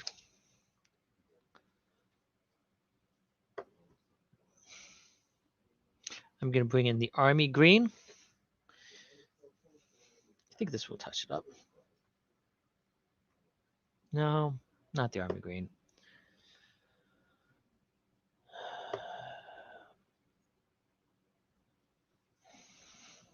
Goblin green, I think, is what I'm going to use just to try to touch up some of the missing flesh, some of the overpainted flesh.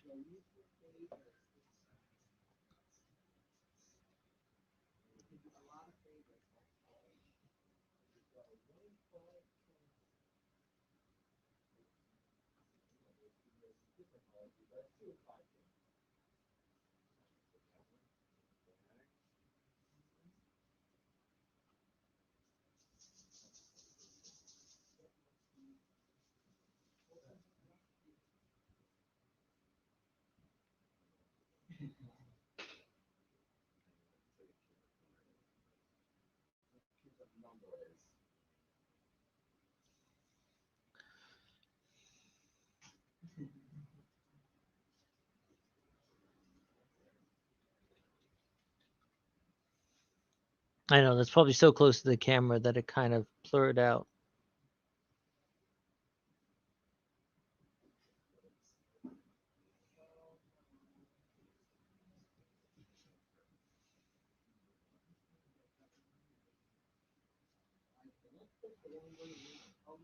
You know, I am going to go and get some of that army green. That goblin green is just a little bit light. Ah, that's all medium.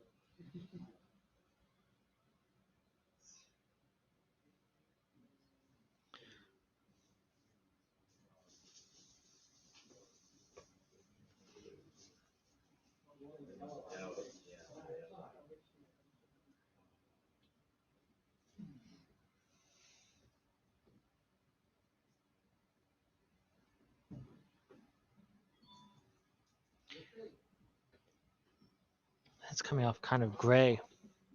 So that's not right. That's almost too dark. Commander green almost looks too light. All the greens I use are here, I know.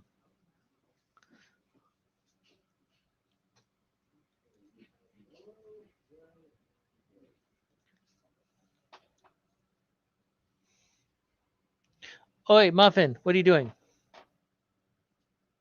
She says, digging in the chair that she's sitting in. You think she has to use the bathroom? No, I think she's bored. You think she's what? Bored. See, that's too dark.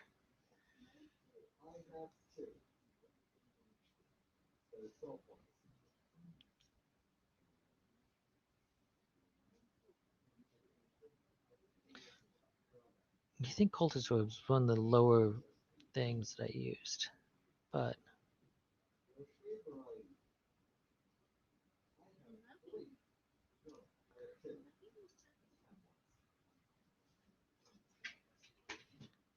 some of these takebacks might be just the thing. Because I really got the skin tone through layer after layer of stuff.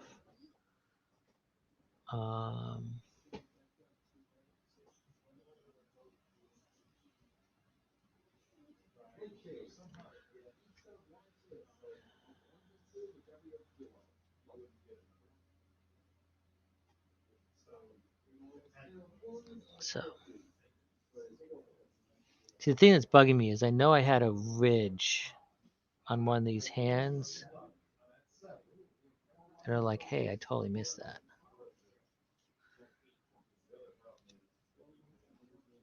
There it is.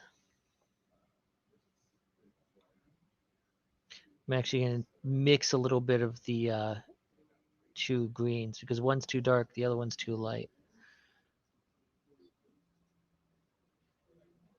It's still too dark. Oh well.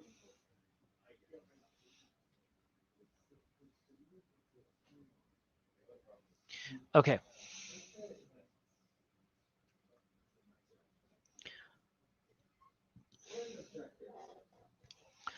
So now, oh,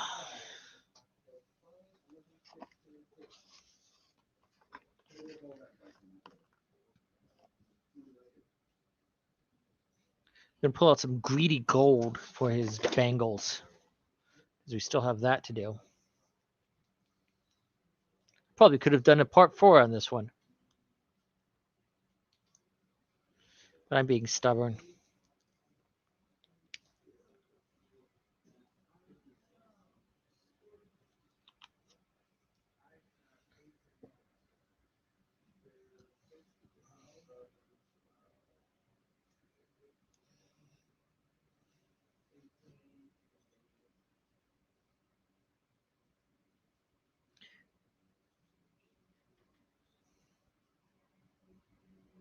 So I want this to be gold, and I want it to look even.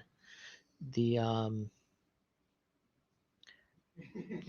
orange underneath should help, particularly since that means that I can focus on being even and not um, and not thorough. So I would have taken that purple one, put it right there, gotten a row of all different colors and a row of all different numbers. And fill in that spot. This is the greedy gold.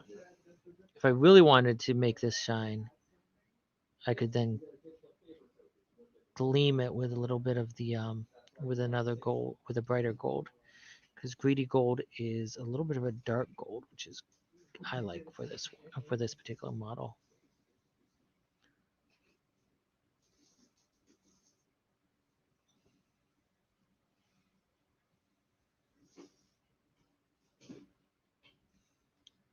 You know, it'd be something.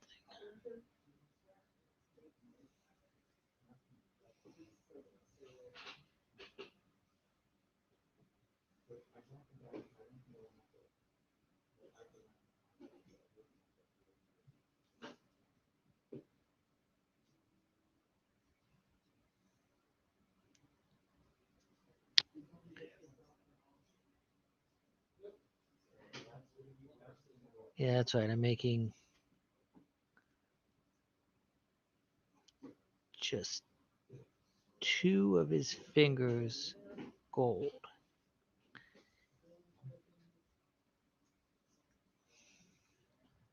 Partly because, great contrast, but partly because I like the idea of like he just has 2 golden fingers. I'm going to use one of these gray, real watery grays, in order to try to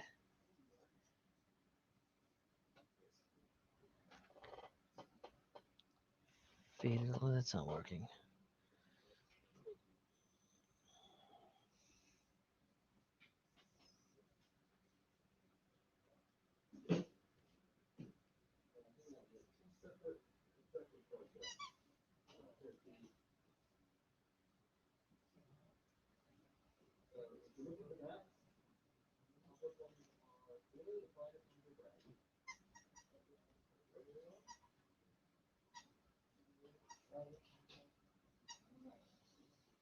There we go.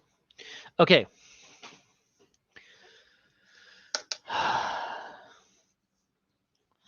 So now that I've done all that fanciness,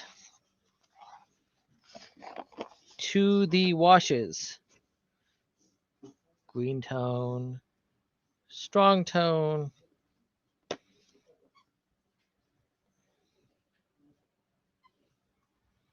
I might want that. That's military shatter.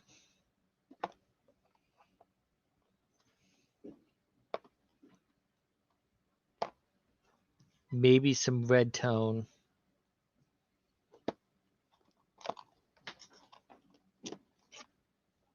And some dark tone. I don't really like dark tone for the most part because it's a really black tone. And so that's why I don't really like it. But you know, some places here it might work. I'm gonna start with the baseline before I do anything special with this strong tone. Because in most of the places this is what I'm gonna want to use. You can also buy these in dipping cans, so you could just dip the whole model in this and then shake it dry, which is nice and neat, but it's nice and neat, but it's also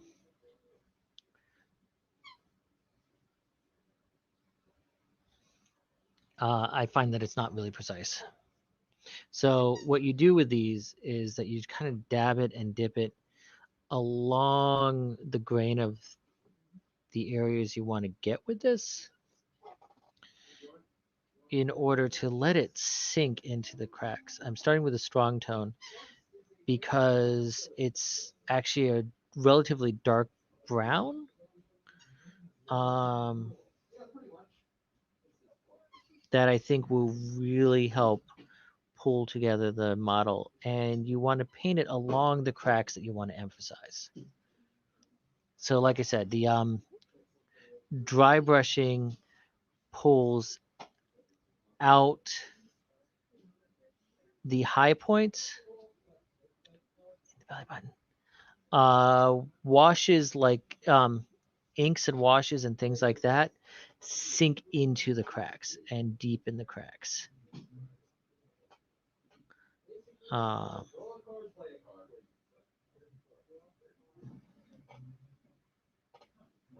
so right now, I'm painting this into a lot of the musculature.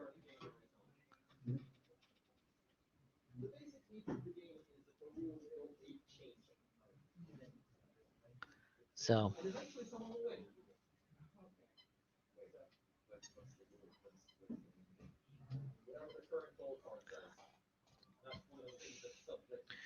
right now, I'm just using this as the baseline.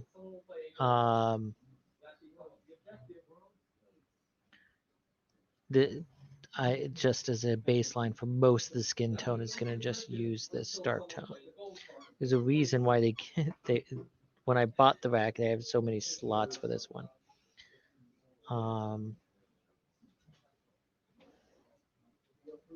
So, and you can actually be pretty darn quick with this. One reason why this covers up all kinds of sins is all those messy edges and stuff like that that we had. A lot of them are just going to get covered up by the ink sinking the strong tone sinking into those cracks. It's not going to totally cover up everything. There it is, strong tone. But it's going to do a lot. So you can see like that chest is just having that much of a stronger crevice in it where the muscles join. And I'm only putting this on my palette a couple drops at a time, but a couple drops can go an awfully long way.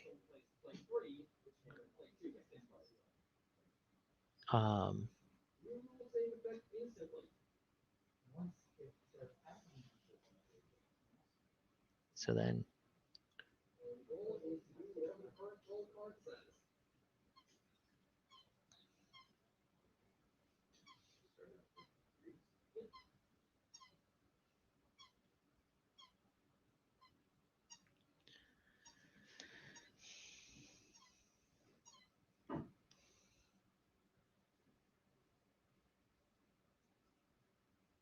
So I'm being a little bit heavy with this around the gold bands, partly because that's kind of how I'm capturing the fact that these are rings that kind of go up against flat.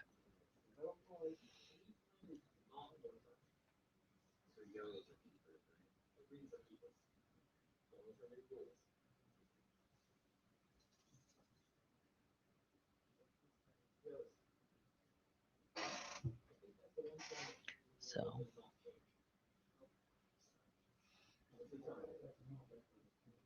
and everywhere where I think it's appropriate on his skin, I'm painting this.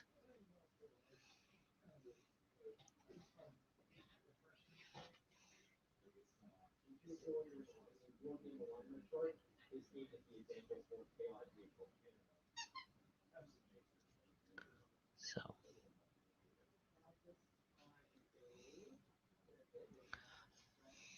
let's go bring it up on their neck. As you saw earlier, I kind of got it in some of their ears.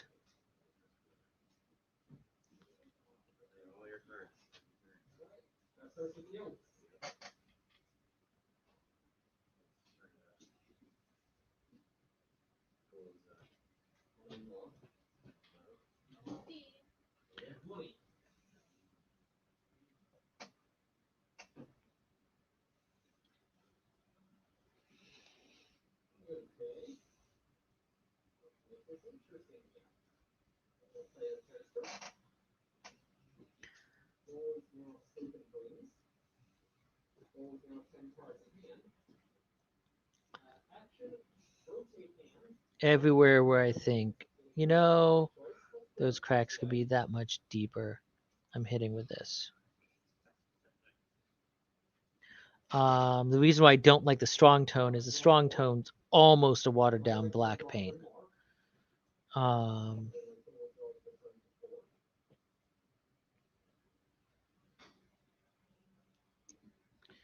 but I recognize that on this model, there might be some places where, you know, I just might need that kind of depth.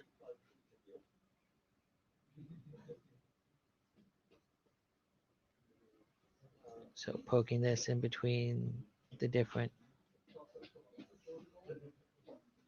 bones.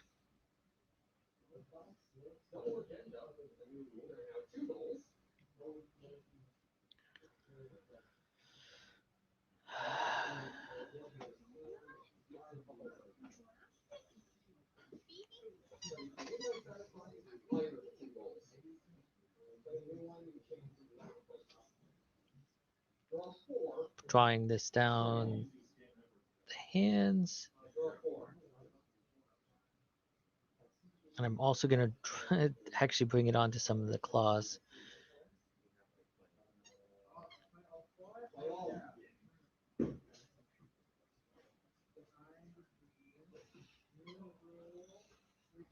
Okay, let's drop some more in there. Where'd I put it down?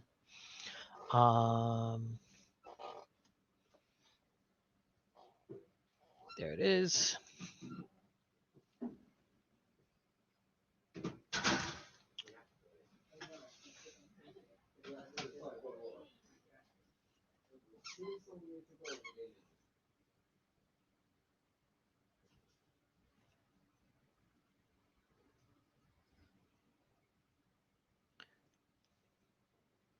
I know it's going so all over the place because I'm focusing more on trying to get the paint where I want it here. You know, I didn't think I thought I needed to, but I might not need to pull the green things. I think this strong tone is just kind of doing enough for most of it. I'm actually going to paint it between the teeth on all of these guys.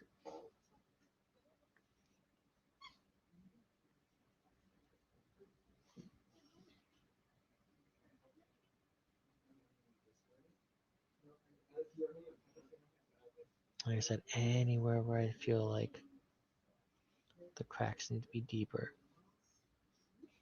The other ones I'm going to be a little bit more specialized with.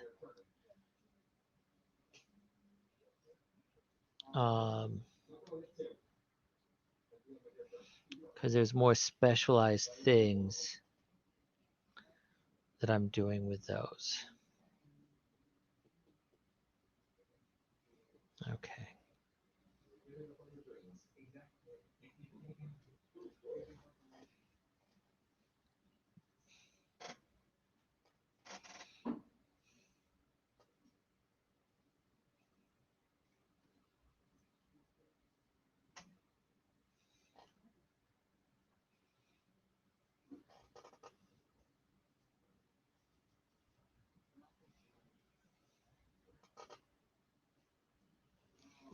I'm making sure to drop this between where all the armbands, just kind of make the armbands pop a little bit more.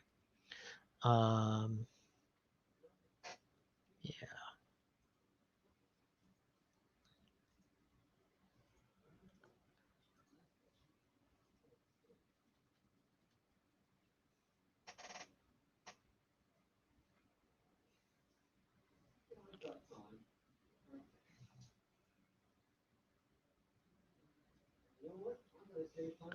So.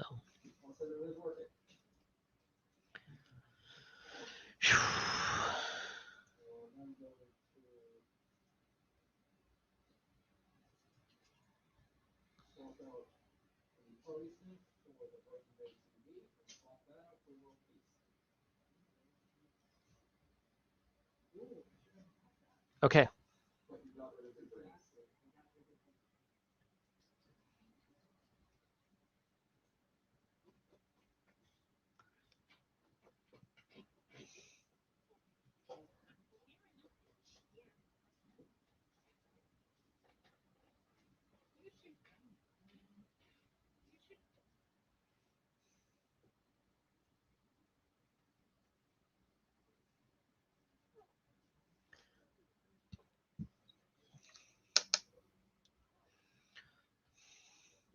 So now, because like I said last time, there's a lot of places in this.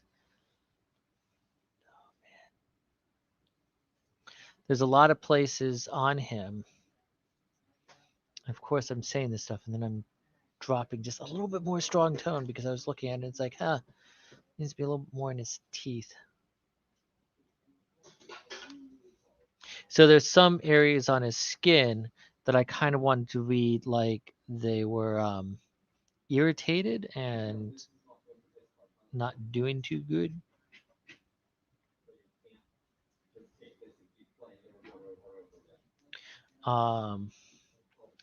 And so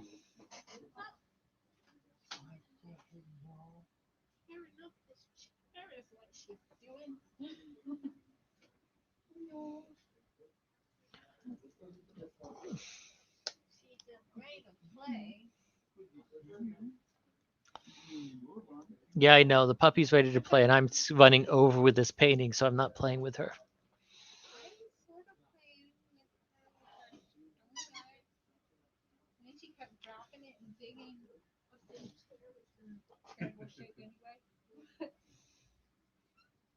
So now I'm gonna go and take this red ink into some of the places that are supposed to be like irritated and gnarly, and just kind of step on it. Saturday and beginning.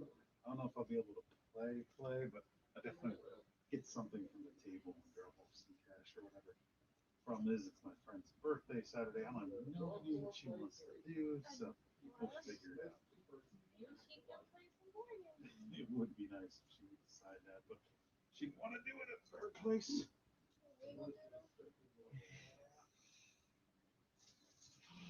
So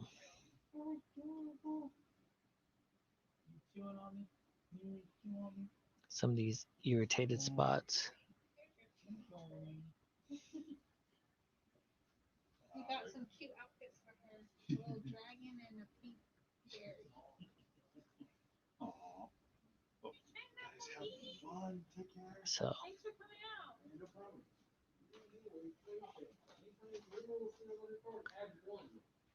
stabbing some of these areas.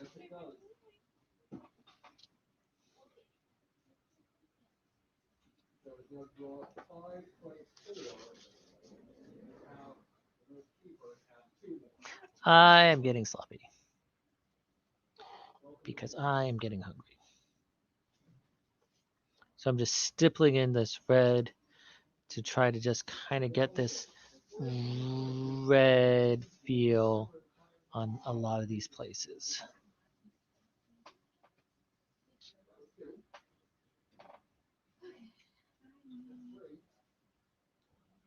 So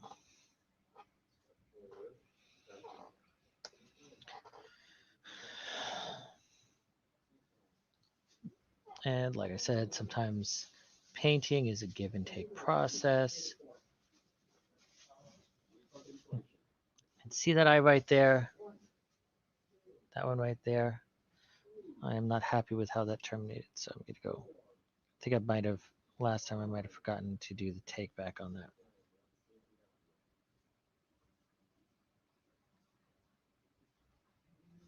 So there we go.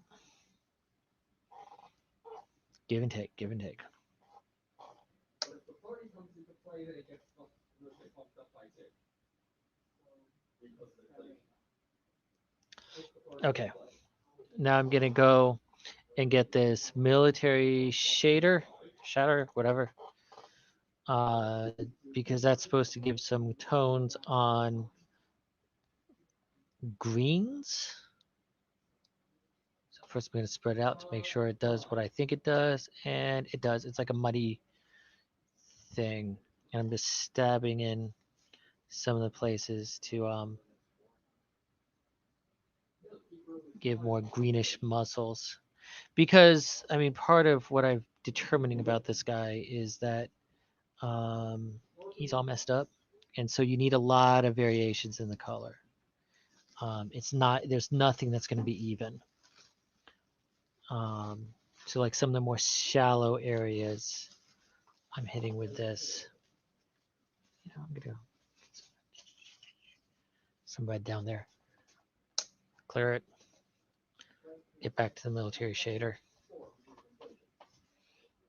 The big danger I got to watch out for is just being too fast with this.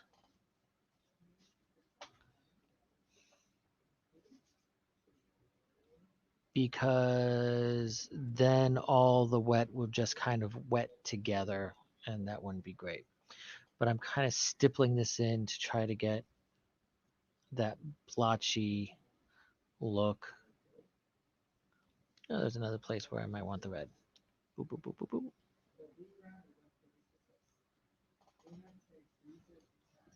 Okay.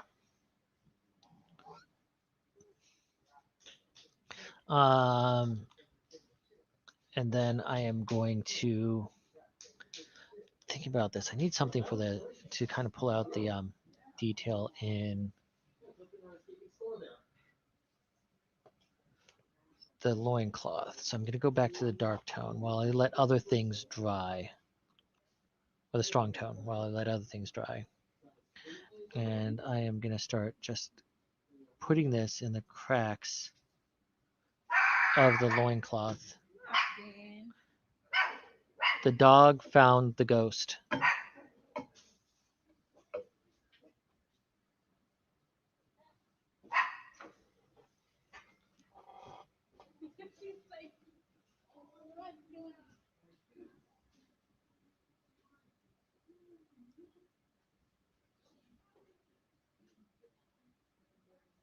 So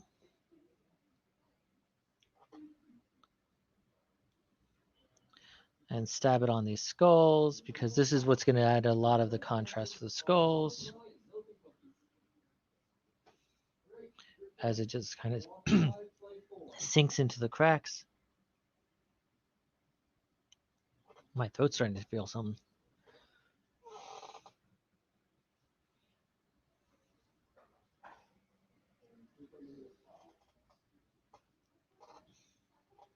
And this is why I wasn't that concerned about getting all of the nooks and crannies of the skulls, because I knew I was going to come in with the washes to just kind of sink into those cracks. If I want to,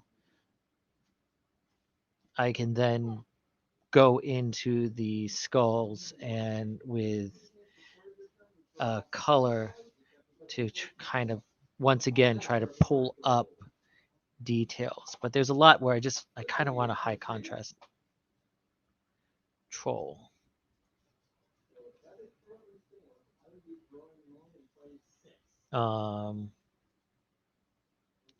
Getting in there. And then I'm going to paint this. I'm going to be real careful with how I paint that. Well, kind of careful. And try to get it between some of, in the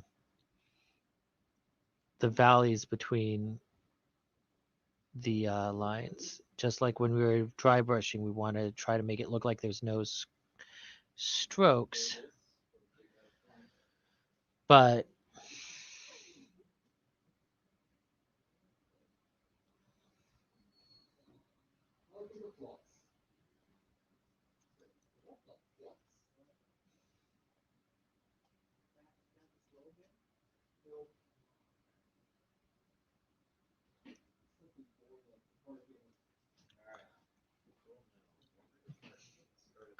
so, we're painting in between, and we kind of want to make it look like it's not really paint, it's just the way it is, and that will deepen a lot of the cracks.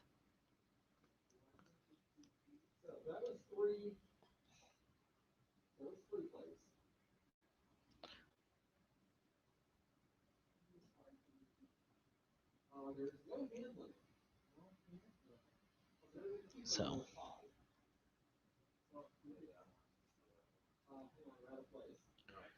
and so you're seeing that ink is just filling up that the lines between the ropes. This is, I can think of no better way to illustrate the power of inks than just what happened right there. Again, take some of this strong tone. I'm going to paint it along these bands.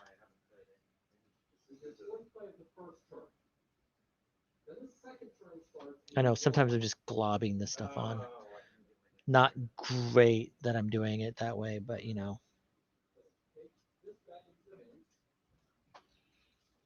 Trust in your paints and your techniques sometimes.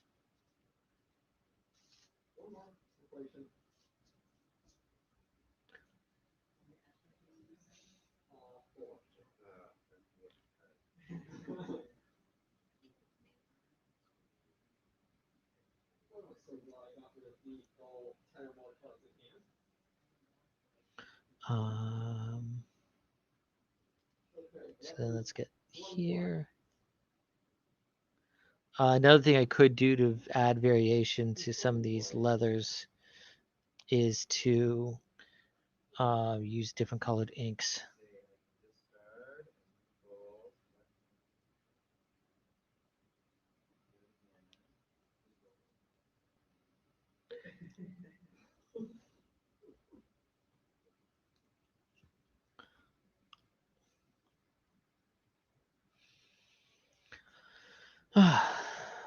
That's dark stone, not strong tone. Slightly different.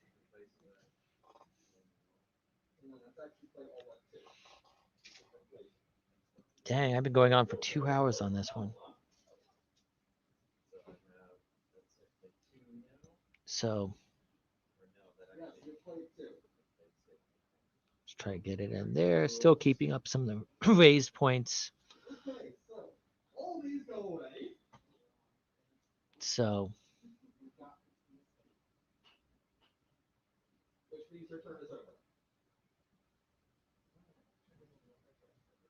okay, so there you go.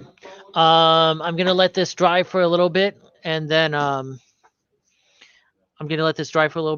I will go in with varnish to put over the whole thing. Man, my throat's getting dry. But since I don't think you want to wait to watch paint dry, I'm just gonna call it for tonight. Next week we'll be working on this lady, and I'm gonna try to do more to up my thumbnail game. I'm actually gonna try to take some thumbnail pictures of this to so it's easier for more people to discover what we're doing. And we'll see how it all goes. So thank you for joining me. I will, and we will see you next time. There's one little project I have to do between. Oh yeah, this weekend is Extra Life weekend. So on the 22nd and 23rd, no, 21st and 22nd. We're going to have special activities. Our Pay What You Want table will be out in the store those 2 days. That turning the camera to face me is more difficult than you'd think.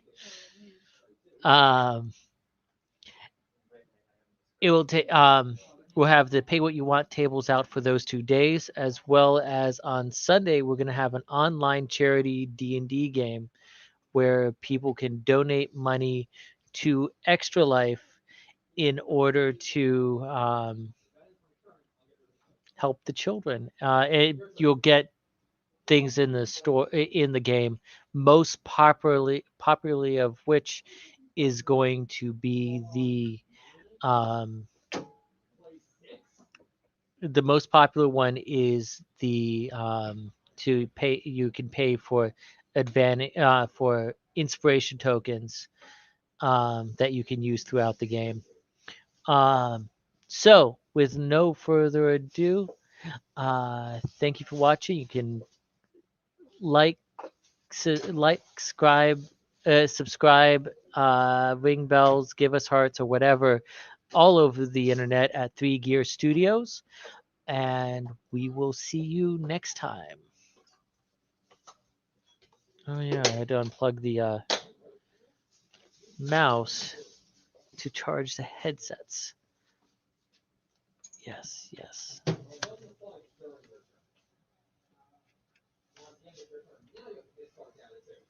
So, everyone, farewell.